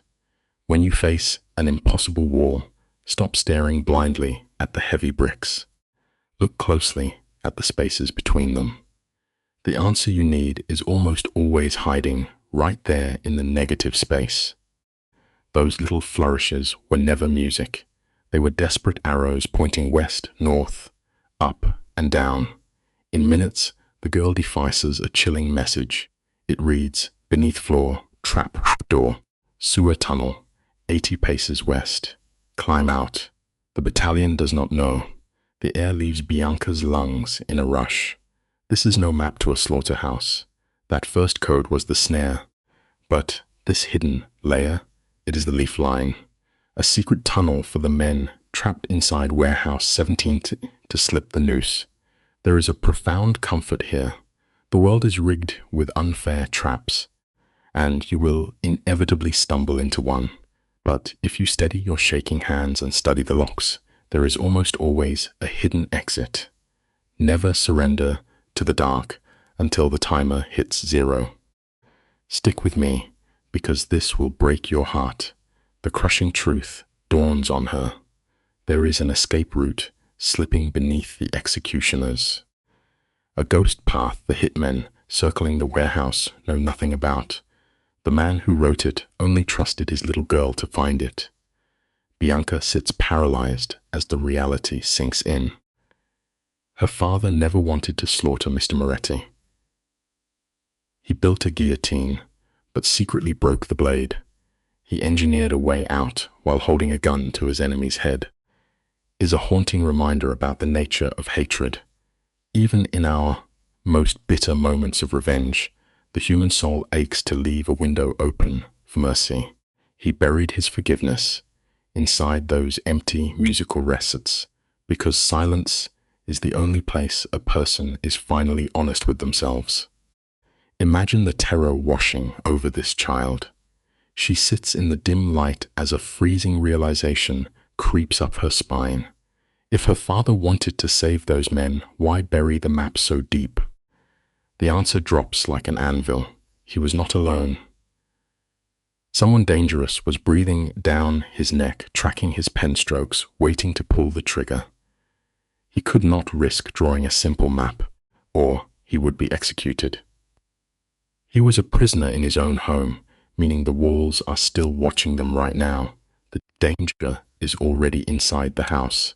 Pure panic takes the wheel.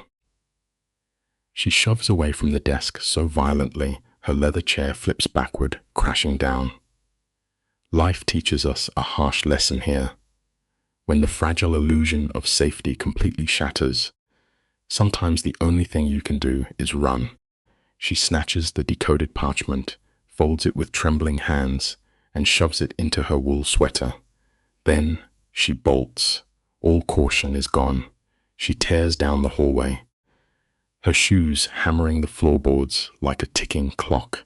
She explodes into the corridor, screaming for Mrs. Dot, her voice cracking with desperation. She demands a ride to the Red Hook docks right this second.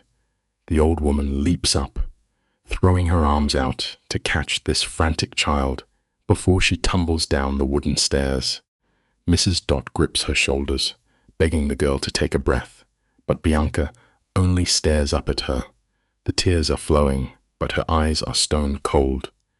Grief is a heavy burden to carry, but when a broken heart finally hardens into pure rage, it makes a person absolutely unstoppable. The gravity of the moment is suffocating. Bianca realized the terrible truth. She accidentally sent Mr. Moretti walking blindly into a concrete slaughterhouse. Her voice shakes as she tells Mrs. Dot if they do not reach the warehouse in 1 hour, 12 men will be buried in ash. And worse, a little girl will burn with them. The panic in the room is palpable.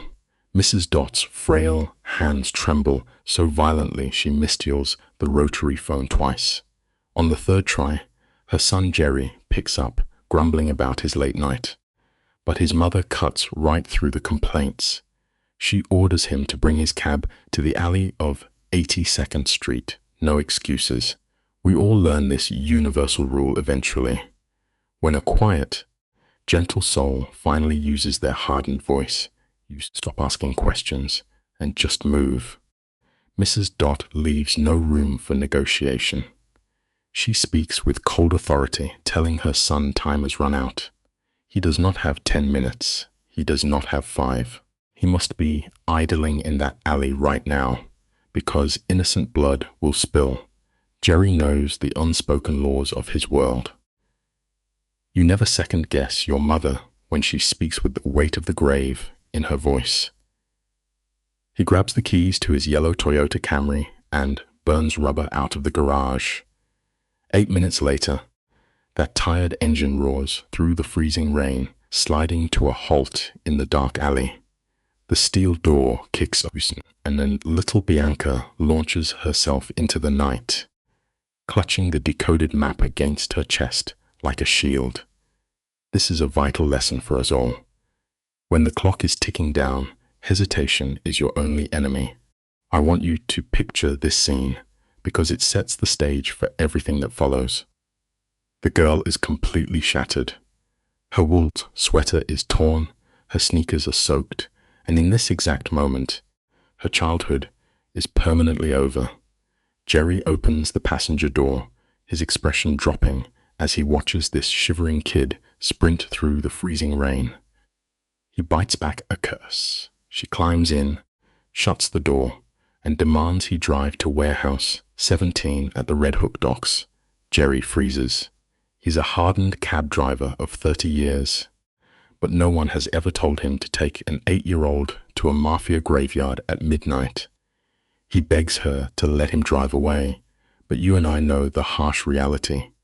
Sometimes, the most unshakable courage belongs to the smallest people in the room.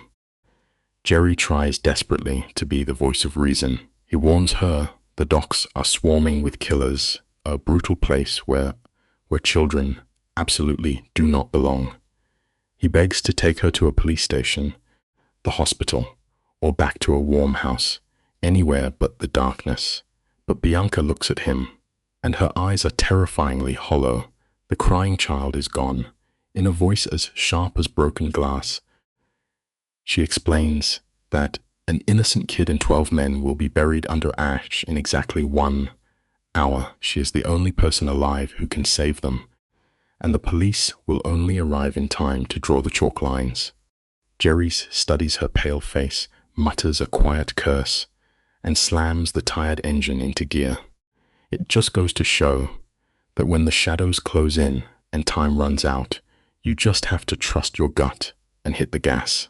Jerry tells her to hold on tight, pushing his rusted car way past its limit. They tear out of the alley, tires screaming against the slick pavement, throwing massive waves of black rainwater into the night. Meanwhile, back at the estate, Mrs. Dot frantically dials Frank on a secure phone. Her hands are shaking uncontrollably, but this is where the terrifying isolation truly begins. She tries his private number, but gets nothing. She dials 3 different backup lines, desperate for an answer. Every single call rings twice before fading into dead static. It leaves you and I with a chilling truth to think about. The lifelines we blindly rely on will often disappear the very second we need them the most. We must always keep a backup plan for when the world goes entirely silent. This is where the terrifying brilliance of a broken man reveals itself. Maladef, down by the freezing docks, every single frequency is instantly swallowed by dead air. Mrs. Dot feels the heavy silence crush her. She sinks into her worn chair, crosses herself, and begs for a miracle. Now, let us look inside warehouse 17. The tension is so thick it is suffocating. Victor Hale steps right up to Anthony Moretti, dropping low so they are perfectly eye to eye. He does not yell. He simply drops a ghost into the room. He confesses he has an 8-year-old daughter named Bianca, suffering in poverty just 6 blocks from Anthony and his massive estate.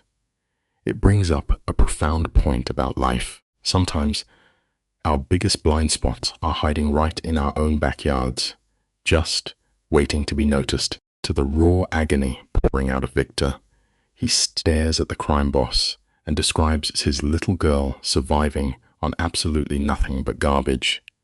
He talks about her oversized shoes, the way she shivers in a freezing hallway because her landlord refuses to fix the heat.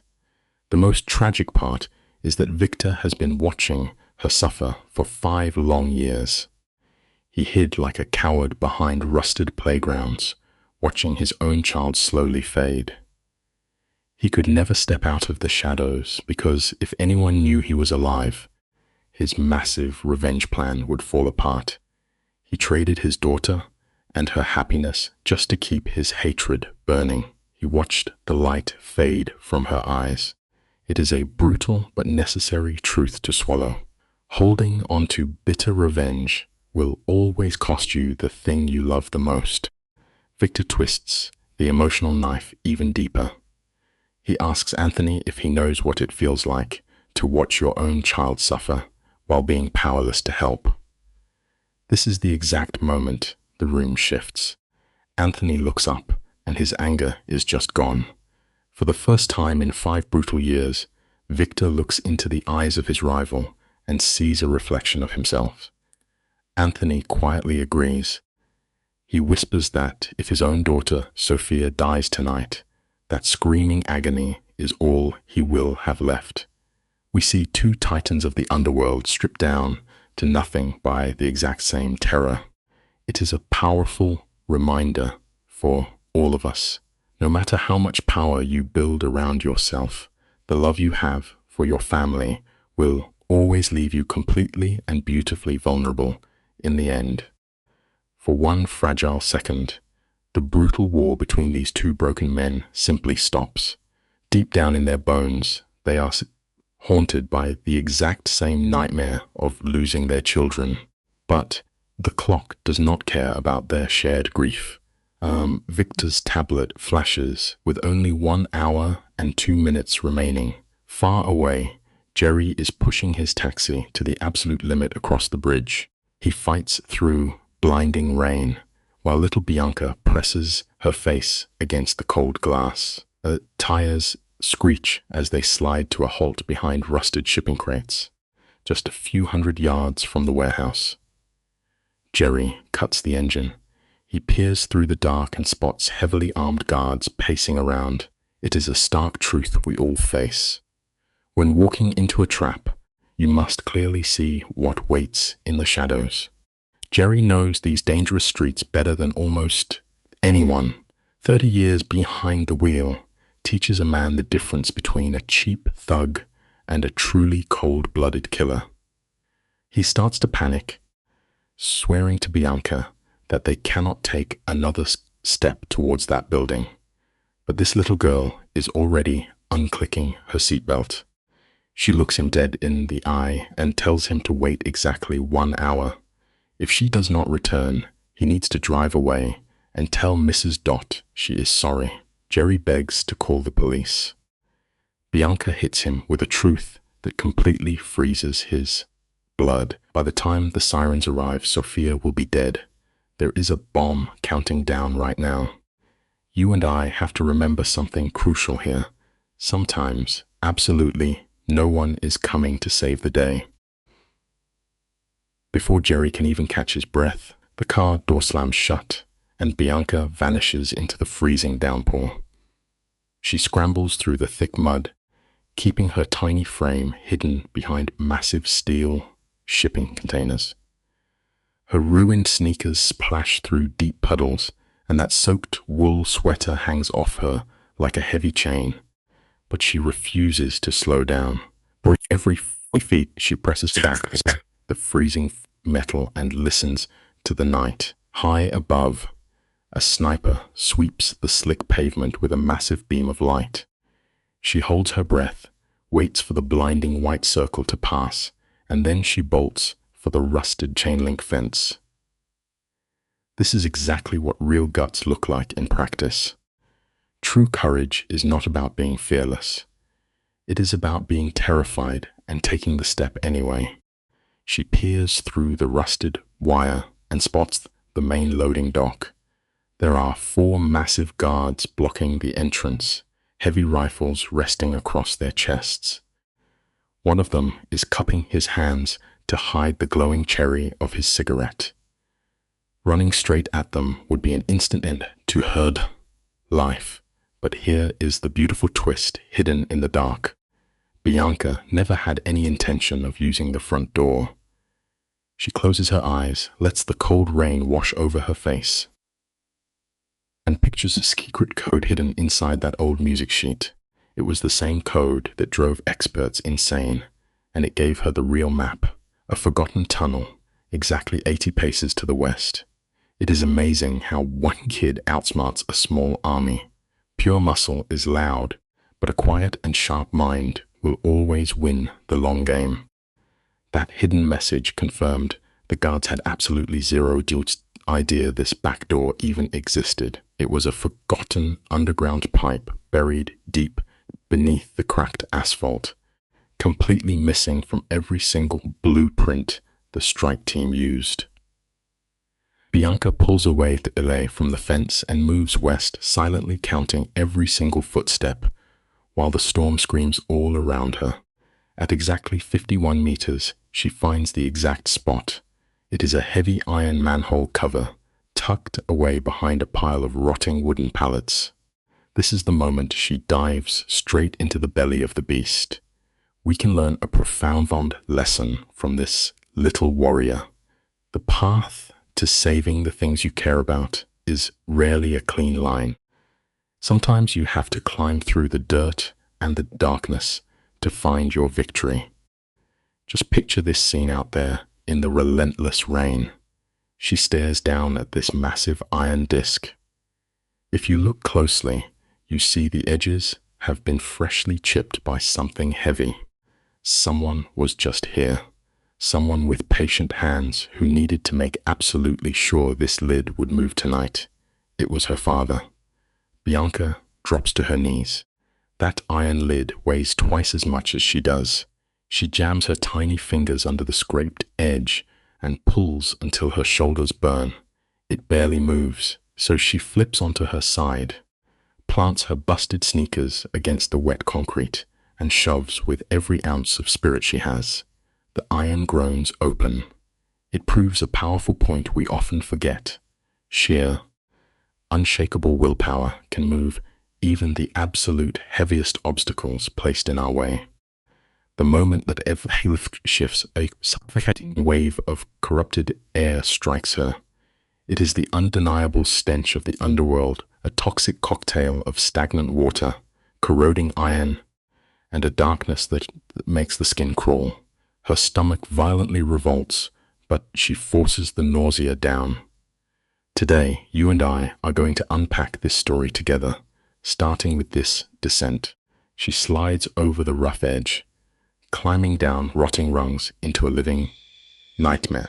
Her shoes hit the curved floor, instantly filling with freezing gray water.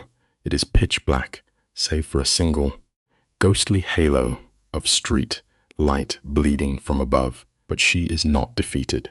She reaches for a cheap pink watch from her grandmother. This moment teaches us a profound lesson. True courage is not the absence of fear, but the quiet choice to carry your own small light into the absolute darkest spaces. It is a remarkably clunky, faded plastic watch with a tiny rubber button, and she presses it, and a soft blue glow cuts through the overwhelming blackness, becoming her fragile lantern in the deep. Now, pay close attention to the brilliance of her next move. She begins marching east, and her father originally designed the escape route to flow west for the trapped men, leading them out into the open.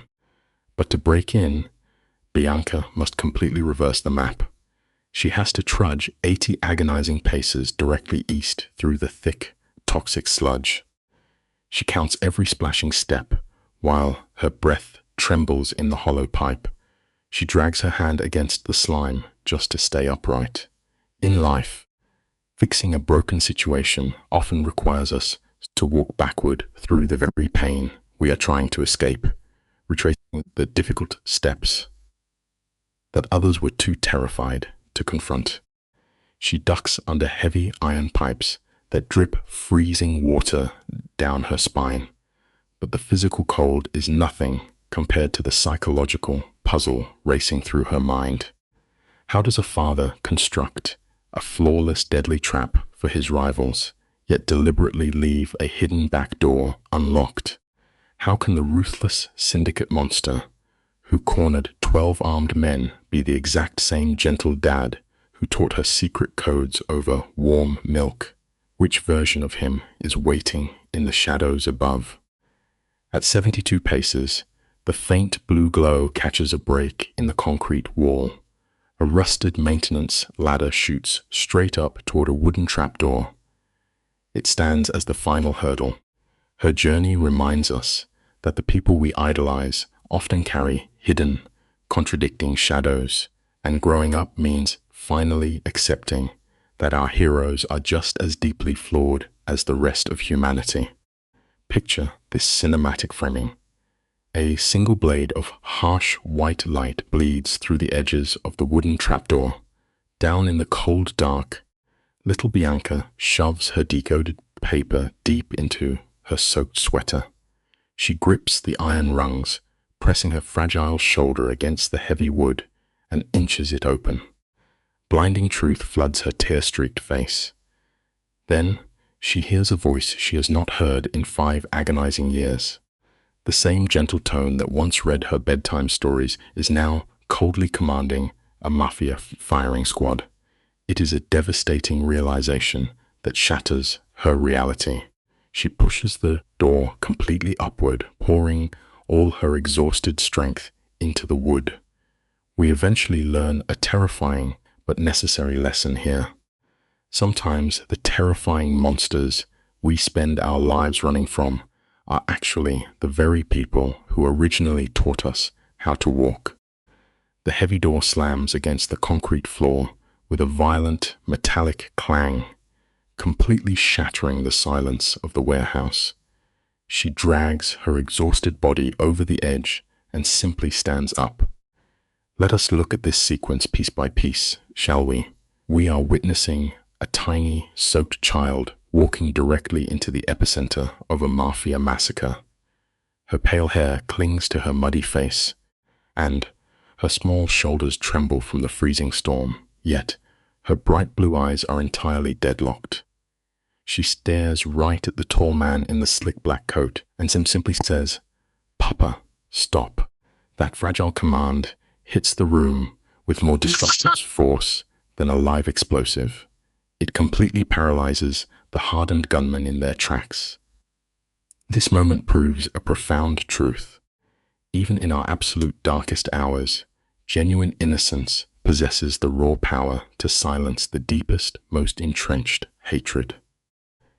Instantly, 24 high-powered rifles freeze in their firing slits. These seasoned shooters were one heartbeat away from erasing everyone in the room, but now they hesitate, desperately waiting for a command that will never come. The treacherous Marcus Reed drops his jaw mid-sentence. Meanwhile, the defeated crime boss Anthony Moretti slowly lifts his heavy head, his grim shock melting into absolute disbelief. And then there is Victor Hale, the cold mastermind lingering by the stairs. He turns completely to stone. Victor spent 5 agonizing years obsessing over this precise moment of revenge, mapping out every single tactical variable. His total paralysis teaches us a deeply humbling life lesson. No matter how perfectly we prepare for our bitter enemies, we can never truly calculate for the sudden, overwhelming intervention of grace. He mapped out every possible threat, but he never anticipated his own daughter. The command button slips from his trembling fingers, clattering loudly against the cold concrete floor. He whispers her name, his deep, authoritative voice, entirely shattering on the syllables. He tells her she was never supposed to see this dark side of him, yet little Bianca does not run away. She takes one remarkably brave step toward him, leaving tiny wet footprints across the dusty floor. All the crushing grief she kept locked inside, her small chest finally breaks free. She cries out that he has been alive this entire time, but chose not to come back for her. Her raw pain echoes through the warehouse, illustrating a tragic reality we all must face. The absolute deepest psychological wounds we carry are almost always inflicted by the very people who swore to protect us. She cries out that she counted 1,825 days, genuinely believing he had burned away, and hearing that raw, unfiltered agony, Victor entirely crumbles. The brilliant crime mastermind, who just trapped a room of lethal hitmen, collapses to his knees like a broken man. He buries his face in his hands. The heavy emotional armor he forged over 5 bitter years of isolation simply shatters in a single, sobbing breath. The tension in the syndicate warehouse is totally paralyzing. Bianca slowly walks up to her weeping father, but she stops a few feet away. She does not reach out to hold him. She merely stands her ground. Her physical distance offers a quiet but powerful truth about human relationships. Trust, once it has been profoundly broken by betrayal, takes far more than a sudden display of regret to ever rebuild. She looks incredibly small standing next to this kneeling giant of a man. Reaching into her dripping sweater, she pulls out the damp sheet of paper. We are about to uncover what really went down. She whispers that she read the secret layer, the 7 musical bars with the wrong rests, and found the hidden tunnel. Then she asks the ultimate psychological question. If he wanted to destroy Mr. Moretti so badly, why leave a literal way out? But if he wanted to forgive him, why build the lethal trap at all? Victor slowly pulls his trembling hands away from his face. He looks utterly wrecked, like a desperate swimmer who held his breath for 5 agonizing years and just broke the surface. His internal conflict proves an undeniable fact. Holding onto dark vengeance is really just another way of slowly drowning your own soul. He chokes out that he simply could not stop, his deep voice completely ruined by the weight of his guilt.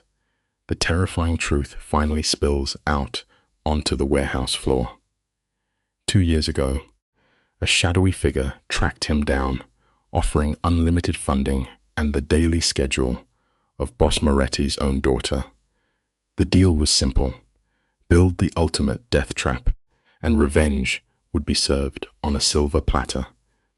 But the stalker ruthlessly blackmailed him, threatening to eliminate little Bianca if Victor backed out. They even provided a terrifying photograph of his child sleeping in her bed. Victor became a desperate hostage to his own protective instincts. This revelation hits hard, showing us the bitter reality of retaliation. Revenge is a toxic poison you swallow hoping the enemy dies, but it almost always ends up destroying the innocent people you cherish the most. Victor openly weeps, confessing that he built the deadly machine but secretly hid a door inside, praying someone would decode his musical puzzle. Bianca trembles, asking who forced his hand, but Victor never gets the chance to answer her. "Shut your mouth," Mark Reed screams, his voice snapping violently across the room. That smooth, arrogant mobster persona he carried all night is entirely gone. Now, Marcus looks exactly like what he is: a desperate, cornered, and violently unstable man. He steps away from the crew, aiming his heavy pistol straight at Victor. Marcus absolutely loses his mind, screaming that the original plan was always for Moretti to die right here. It is a stark reminder of human nature under pressure. Sudden panic quickly strips away our polished masks, violently exposing the terrified coward hiding beneath a tough exterior. Marcus snarls that he sold the Moretti family out for $2 million, entirely driven by pure greed. He refuses to abandon his payday for a stray kid who crawled out of a sewer. Then, he does the truly unthinkable. He shifts his heavy weapon, aiming it directly at little Bianca. The terrifying realization dawns on the entire room. The real mastermind orchestrating this violence was never Victor, but this treacherous snake. Stick with me, because this is where the cycle of violence physically breaks. Marcus actually pulls the trigger. The sequence takes less than a second, but feels like an absolute eternity. Victor explodes off his knees, launching his massive frame straight into the line of fire to absorb the fatal shot. He makes the ultimate sacrifice, proving that a parent's fierce, unconditional love will always conquer the primal instinct to survive. Let's unpack this incredible sequence together. The heavy warehouse air suddenly cracks with deafening gunfire. Victor's coat whips like a dark sail as he throws his entire body forward, wrapping his arms around his daughter to form a human shield. The bullet shatters his shoulder, splashing the cold concrete with dark crimson, yet the man simply refuses to fall. For a few suspended seconds, the syndicate holds its breath, uncertain if he is alive or dead. Then, total chaos breaks loose. Frank Delgado, who had been crouching quietly by the discarded weapons, seizes the moment to strike. This violent ballet teaches us something deeply human. A single, profound act of selfless sacrifice can instantly ignite a fire of courage in the hearts of those watching. Watch how this cinematic twist unfolds. In the arrogant hierarchy of the Mafia underworld, nobody searches a surrendered man twice. Victor and Marcus overlook the backup pistol Frank keeps tucked inside his boot, and that blind spot costs them dearly. With one fluid motion, Frank draws the weapon and fires low, deliberately shattering Marcus's right knee before taking out his left thigh. The traitor collapses, screaming as his weapon slides out of reach. But notice how Frank holds his final shot. A dead man cannot confess. If Marcus dies, his secrets die with him, burying the names of the rival bosses who bribed him. The cold reality of this life is clear. Sparing a treacherous enemy often serves a far greater purpose than granting them a quick end. You and I are going to look closer at the true nature of loyalty here. Those 24 hired gunmen suddenly freeze in their tracks. These are mere mercenaries, bound not by honor, by the cash Parcus promised them. They care nothing for Victor and less for the tragedy of this revenge plot. Their only master is money, and their payday is bleeding out on the warehouse floor. Suddenly, the intercom on the east wall's wall crackles to life. Victor's voice echoes through the speakers, trembling from blood loss yet dripping with authority. He commands them to abandon the hit and walk away. The men simply vanish into the night. This brutal scene leaves us with a sharp truth. Any allegiance you buy with wealth will instantly evaporate the very second your coins run dry. The heavy air in the room shifts instantly. Anthony Moretti, the undisputed crime boss, shatters the silence by canceling the hit. He vows on his late wife's grave that anyone who fires another round will answer to him.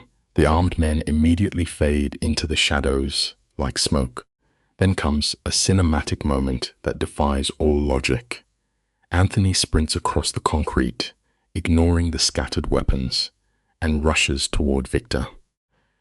As Victor's knees finally give out beneath the agonizing weight of his wounds, Anthony catches his bitter rival with the profound gentleness of a terrified father. It reveals a striking irony about our lives. Sometimes the person you consider your worst enemy is the only one strong enough to catch you when you finally fall. The light in Victor's eyes is dimming fast. Desperate, Anthony leans over him, begging for the secret to stop the countdown. With violently shaking fingers, Victor reaches into his ruined coat and pulls out a small black remote. He presses it into Anthony's palm, exhausting his final reserves of strength. "Just press the green button," he whispers. He confesses that little Sophia is hidden in a lonely Staten Island basement on Arden Avenue, completely unguarded. Victor chokes out that he could never leave an innocent kid with ruthless criminals, admitting the bomb was merely a desperate bluff. This quiet revelation proves something deeply vital. Even when a man is utterly consumed by the dark cycle of revenge, his inner soul can still fiercely refuse to harm an innocent child. Victor seals this fragile truce by swearing on his daughter's life. Without wasting a breath, Anthony slams his thumb onto the green button. The red numbers freeze at 47 minutes and 13 seconds, echoing a soft chime before dying out. Pivoting back to his men, Anthony rips a radio from a vest and commands Vincent to rush to that Staten Island basement. Meanwhile, the camera drifts back to Victor. He finally loses his agonizing battle against gravity, collapsing forward as a dark pool of blood creeps slowly across the stone to meet Anthony's boots. It is a profound visual metaphor for this criminal underworld. Every calculated path of vengeance demands a heavy toll, and eventually, the painful bill for our darkest actions will always be collected. This is the psychological beat that truly shatters the soul. Bianca completely breaks apart. She drops to the freezing concrete. wrapping her small hands around her father's cold fingers and pressing them desperately to her tear-stained cheek. In her innocent mind, she believes her grip alone can anchor him to the living world. She begs him to stay, weeping that she just got him back. Towering above them, Anthony stands like a marble statue, silently absorbing the sight of the broken child and the dark crimson pool. Then something within the hardened boss fractures, sparking immediate action. It forces us to remember that family is our absolute foundation. The agonizing grief of watching your whole world fade away is a waking nightmare that no innocent child should ever have to endure. Anthony straightens up, the weight of his criminal syndicate settling back onto his shoulders. His voice hardens into iron. He orders Frank to bring the van and wake Dr. Castellanos at their underground clinic in Bay Ridge. Laying down the absolute law, he demands no hospitals, no cops, and no press. Anthony boldly declares this dying man is now under his personal protection, spinning a quick cover story about a visiting cousin from Palermo. Frank scrambles to execute the order without question. Then the boss lowers himself right back into the bloody puddle beside the weeping child. It is a brilliant display of character. True leadership means willingly stepping into the worst chaos to save a life, even if that life belongs to a broken man who spent years trying to destroy you. Anthony rests his heavy hand over Bianca's trembling fingers. For the first time in this narrative, the ruthless boss speaks with the soothing tone of a genuine father. Looking the terrified girl in the eye, he promises her dad will not die today. 3 agonizing hours crawl by. The secret clinic remains dead silent until Dr. Castellanos, the surgeon who mends the city's dark secrets, pulls down her mask. She gives Anthony a weary nod. The bullet tore clean through the shoulder, miraculously missing the vital artery by mere millimeters. Victor is going to survive. This turning point shows us how radically powerful grace can be. A single, unexpected act of pure compassion can completely rewrite a bitter tragedy, handing a deeply broken soul a beautiful second chance at life. Without a word, Anthony slides a thick envelope into the doctor's pocket and walks down the hall. Inside the dim recovery room, Victor lies motionless. A heavy bandage binds his shoulder, an IV line dripping into his bruised hand. And right there, keeping watch like a tiny guardian, sits Bianca. She has not shifted an inch in 3 grueling hours. A kind nurse had washed the warehouse grime from her skin, wrapping the silent girl in an oversized bathrobe. Yet, her small hand remains locked in a desperate grip around her father's fingers, terrified he will fade away if she lets go. This scene provides a sobering reflection for the audience. The boring, deeply safe evenings we routinely take for granted are the exact same miracles that someone else is bleeding out to hold on to. Stick with me here, because the quiet moments always carry the most weight. 2 doors down, Sophia is fast asleep, perfectly safe and clutching a plush bunny. Back in the recovery room, Anthony steps inside, carrying 2 cups of black coffee. He drags a chair across the floor with extreme caution, like a man approaching a wounded tiger. Victor slowly opens his eyes, locking a bitter gaze with the boss, and asks if he came to finish the job. Anthony merely extends the steaming cup, telling him to quiet down and just listen for once. This scene beautifully highlights a vital lesson about human connection. Real strength is never found in loud threats of revenge. True power is pulling up a chair beside the person who tried to break your world and silently offering them a hot drink. Victor gives an exhausted nod. In the dim light, Anthony unpacks the ghost that has haunted them for years. He speaks of that tragic night at the concert hall, The boss admits he had no idea a rival crew would ambush the venue. He only changed plans because a spare ticket sat in his pocket, a fatal twist of fate. Anthony swears that when the gunfire erupted, he was busy shoving innocent bystanders to the floor. He never saw Victor's wife fall. He learned the brutal truth from the morning paper, and that guilt shattered him. He grieved knowing a pure soul caught a bullet simply because he wanted to hear her play. This reveal leaves us with a heavy lesson. Our smallest, random choices constantly ripple outward, altering the fragile lives of strangers in ways we can never foresee. Anthony pulls a faded paper from his coat, letting it fall onto the mattress. It is a copy of a cashier's check for $200,000, mailed to Victor's family right after the funeral. No name, no strings. Victor stares, the color vanishing from his cheeks. His voice shakes as he whispers that they received that cash, thinking it was an anonymous orchestra charity. He used every penny to cover staggering medical debts. Anthony watches him with a soft, heavy gaze. He admits it was never intended to buy back a stolen life, because no amount of money could ever empty a grave. It was merely a silent attempt to help carry a crushing weight. We need to remember this truth. Real generosity never asks for applause, and the deepest apologies are often made in absolute silence. Let's look at this moment together. The gravity in that room feels thick enough to choke on. Bianca grips her father's hand like her survival depends on it. Then, after 5 years of frozen rage, Victor finally shatters. The dam breaks, and bitter tears flood his face. Staring at Anthony, he chokes out his confession. He traded his humanity to become a monster, hunting the only man who tried to help his grieving family. Blinded by vengeance, he dragged his daughter through sheer misery.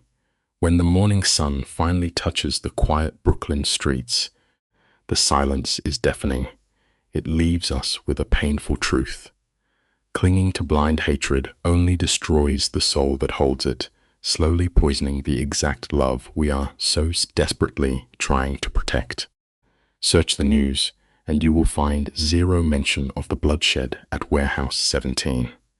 This shadow world buries its wreckage in silence. Frank Delgado takes charge, directing a ghost crew. Before sunrise, they scrub away every casing, wash the bloodstains, and defuse the explosives. As for Marcus Reed, that traitor is dragged off, barely breathing, bound for a classified mountain black site. Whatever happens to him next is wiped from existence, shielding little Bianca from the horror. It all leads to one grim realization. The rival Bellini syndicate spent 2 years plotting to steal the Moretti throne. It goes to show that toxic secrets, no matter how deeply you bury them in the dark, will always find a violent way to claw their way back into the light. The clock hits 6 in the morning, but the sky outside Anthony's window is pitch black. Frank drops a stack of files on the desk, exposing a grim reality. That $2 million payout to Marcus was just a down payment for a hostile takeover. Now, stolen territories and a rigged waterfront commission guarantee a brutal war will bleed into the streets. But Anthony simply shoves the papers aside. Let the city burn. An hour later, Sophia blinks awake in a sterile medical room. She spots Anthony sitting quietly in the shadows. Without a single word, she launches herself across the mattress, wrapping him in a desperate, fierce hug. You and I know exactly how this feels. When the outside world turns into a nightmare, the only true safe harbor is the embrace of someone we absolutely refuse to lose. This is the exact moment his iron armor fractures. Anthony Moretti is built on cold brutality. He refused to shed a tear at his father's funeral. When his wife Isabella died 3 years ago, his face remained carved from stone. But right here, holding this child, the ruthless Don completely shatters. Heavy sobs tear from his chest, hiding nothing from Frank or the nurses. His tears soak deeply into Sophia's hair. When the storm inside him finally passes, he scoops her up and walks down the hushed hallway. He gently sets her down inside Victor's room, where Sophia immediately spots a tiny figure sitting perfectly still. True strength is never about burying your agony. Sometimes, the absolute bravest thing a broken man can do is finally let his tears fall. It is a little girl the exact same height as Sophia, drowning in a faded hospital bathrobe 3 sizes too big for her frail frame. Her blonde hair is a tangled mess, like someone tried to weave a braid before completely giving up. Sophia steps closer with that dead serious tone only children can pull off after a tragedy. She looks her in the eye and plainly asks if this girl is the one who saved her life. The heavy words hang in the quiet room. Bianca gets so embarrassed that a bright flush rushes into her cheeks, totally hiding the scattered freckles across her nose. This moment leaves us with a beautiful realization. During the darkest chapters of our lives, our greatest salvation often comes from the most fragile, unexpected hands. Picture the heavy silence in that hospital room. Sophia, trembling, presses a delicate chain into young Bianca's palm. It is her final tether to the past, surrendered to a child. Then, the untouchable crime boss, Anthony Moretti, drops to one knee on the cold tiles. He looks this brave little girl right in the eyes, telling her that all the illicit money in the underworld could never buy the kind of courage she showed last night. True to his word, by Friday, her family is relocated to an impenetrable brownstone. You and I have probably seen people chase wealth their whole lives, but the truth is, the most profound rewards only find us when we do the right thing, simply because it is right, expecting nothing in return. Anthony casually maps out a new reality, an elite school, a grand piano, and the finest doctors for her grandmother. But the heaviest promise is that her father will never have to hide again. Bianca just stands there, her small fingers gripping that silver treble clef. Her answer is enough to break the hardest heart. She whispers that she does not need the flashy wealth. She only wants her papa. Hearing that raw innocence, Anthony cracks a genuine smile, his very first since losing his wife Isabella 3 long years ago. He gently tells her she already has her dad, and now she has a powerful uncle too. It reminds us that family is never just about bloodlines. It is about the fierce souls who step out of the dark to protect you when the rest of the world turns its back. Victor watches this quiet miracle unfold from his hospital bed. Still hazy from the painkillers, he reaches out, giving Bianca a gentle squeeze. In that single touch, half a decade of crushing emotional weight simply evaporates. The heavy iron vault he kept locked deep inside his chest finally breaks open, and for the first time in years, he breathes freely. Later, a black armored van idles by the back entrance. Mrs. Dot carefully guides frail Rose, Bianca's grandmother, who has not stepped outside in a year. They told the poor woman almost nothing, only that her grandbaby was safe. We often forget this, but it really proves that life's most beautiful surprises have a way of arriving right at the exact moment you are convinced the light is gone forever. The little girl meets her grandmother in that quiet hallway, taking her weathered hand and leading her straight toward Victor. Oh, you really have to understand the sheer agony here. Rose fully believed her son-in-law had been dead for 5 agonizing years. She had buried an empty box right beside her own daughter, whispering those final prayers into the dirt herself. When she opens the door and sees Victor sitting against the pillows, the shock shatters her. Both gains hit the linoleum floor. A ragged, desperate scream in Polish rips from her throat. She stumbles forward, grabbing his face with shaking hands, resting her forehead against his. It is a profoundly human sound of pure relief, showing us all that true hope never really dies, no matter how deep you try to bury it in the dark. 5 cold winters of hiding in the shadows are finally over, and the fractured family is whole again. 6 months pass, and a warm spring breeze washes over the concrete streets of Brooklyn. Out front of a stunning brownstone, a new brass plate catches the morning sun. It simply reads, "The Hale family." The truth is, Anthony Moretti, the supposedly ruthless kingpin, bought this sanctuary through an invisible trust. He never asked Victor if he wanted the massive home with its private garden. He just handed him a plain envelope holding the keys, quietly changing his destiny with one gesture. It is a beautiful reminder of how a quiet act of kindness can completely rewrite a broken future. Real, life-changing generosity never stops to ask for permission before it steps in to heal a wounded soul. The crime boss told him that a promise made on a cold concrete floor deserves a real, permanent address. Now, just picture the soft golden light of a Saturday morning.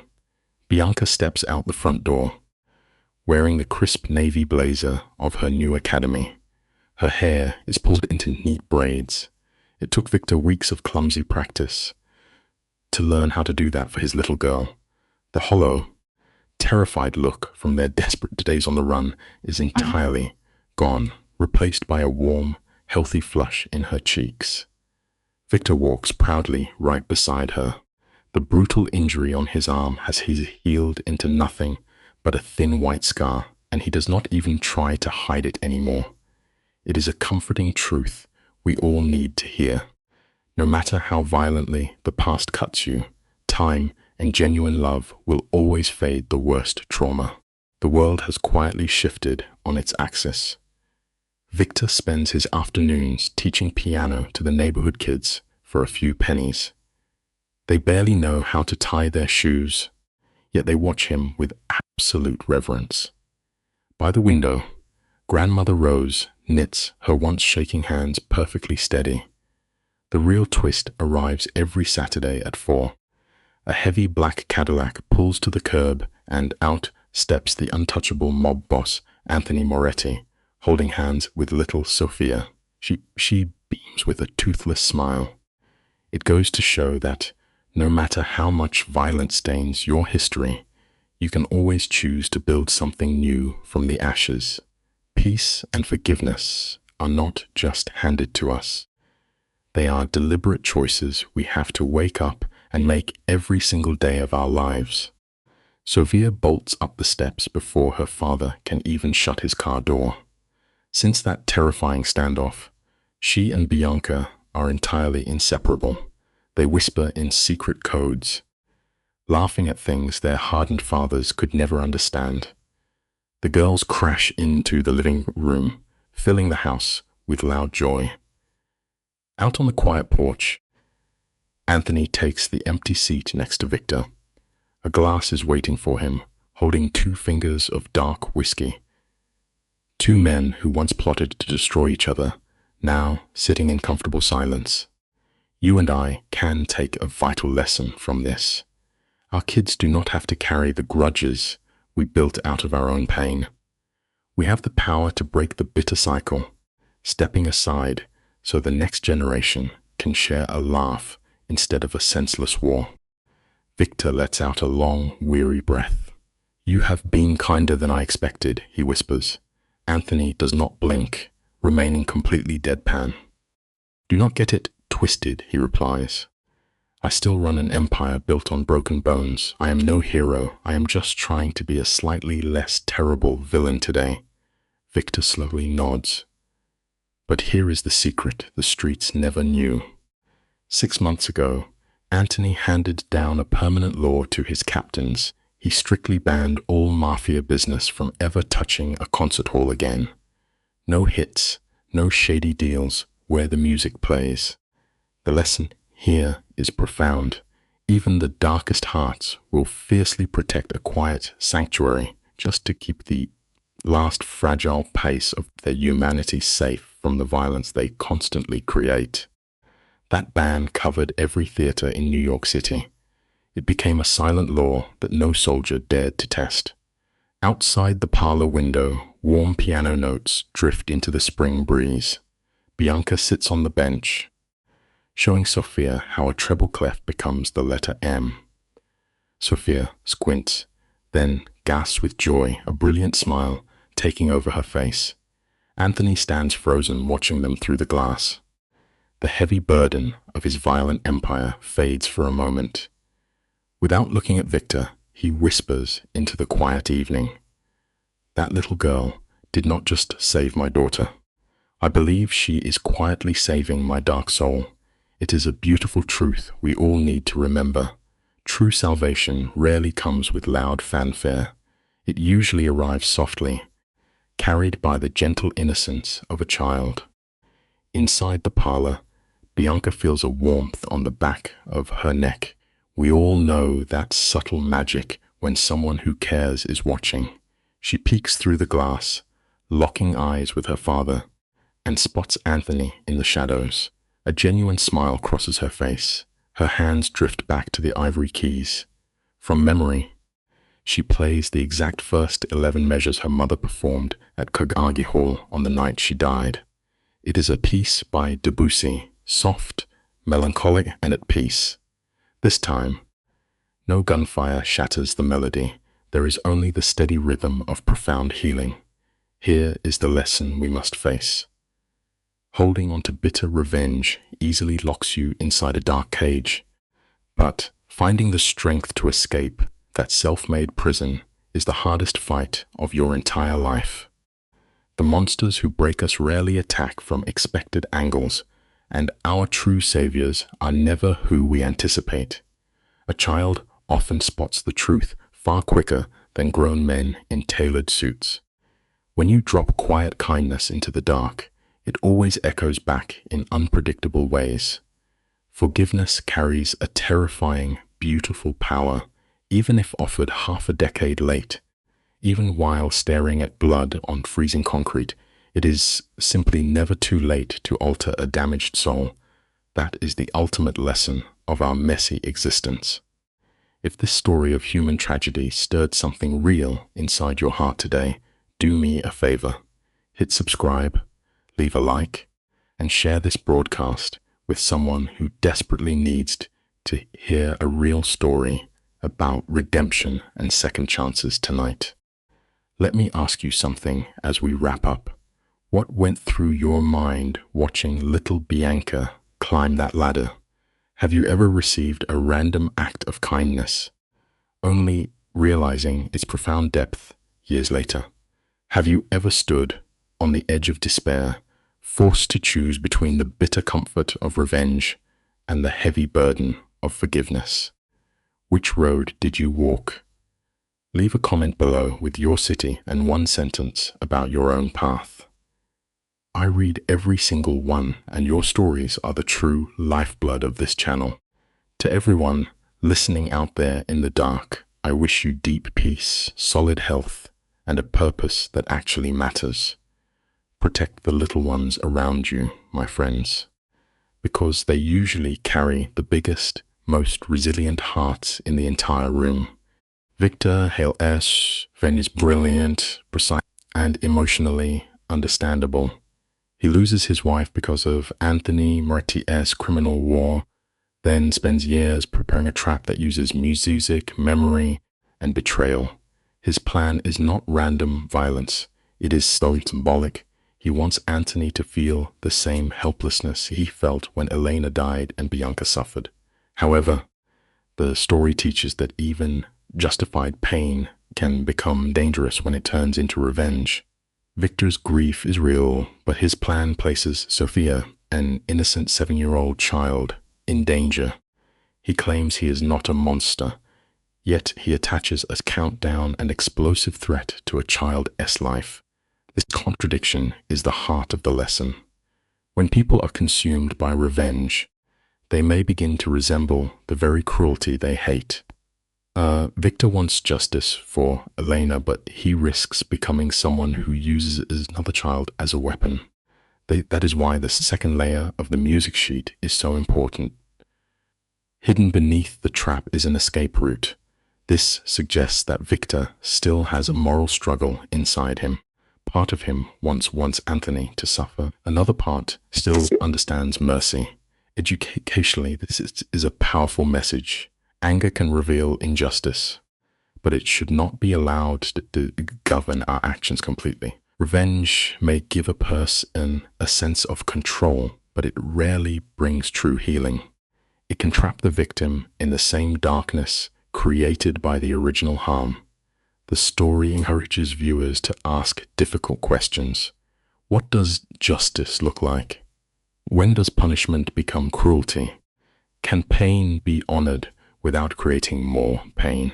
Victor's coded mercy shows that even a wounded heart may still know the difference between justice and destruction.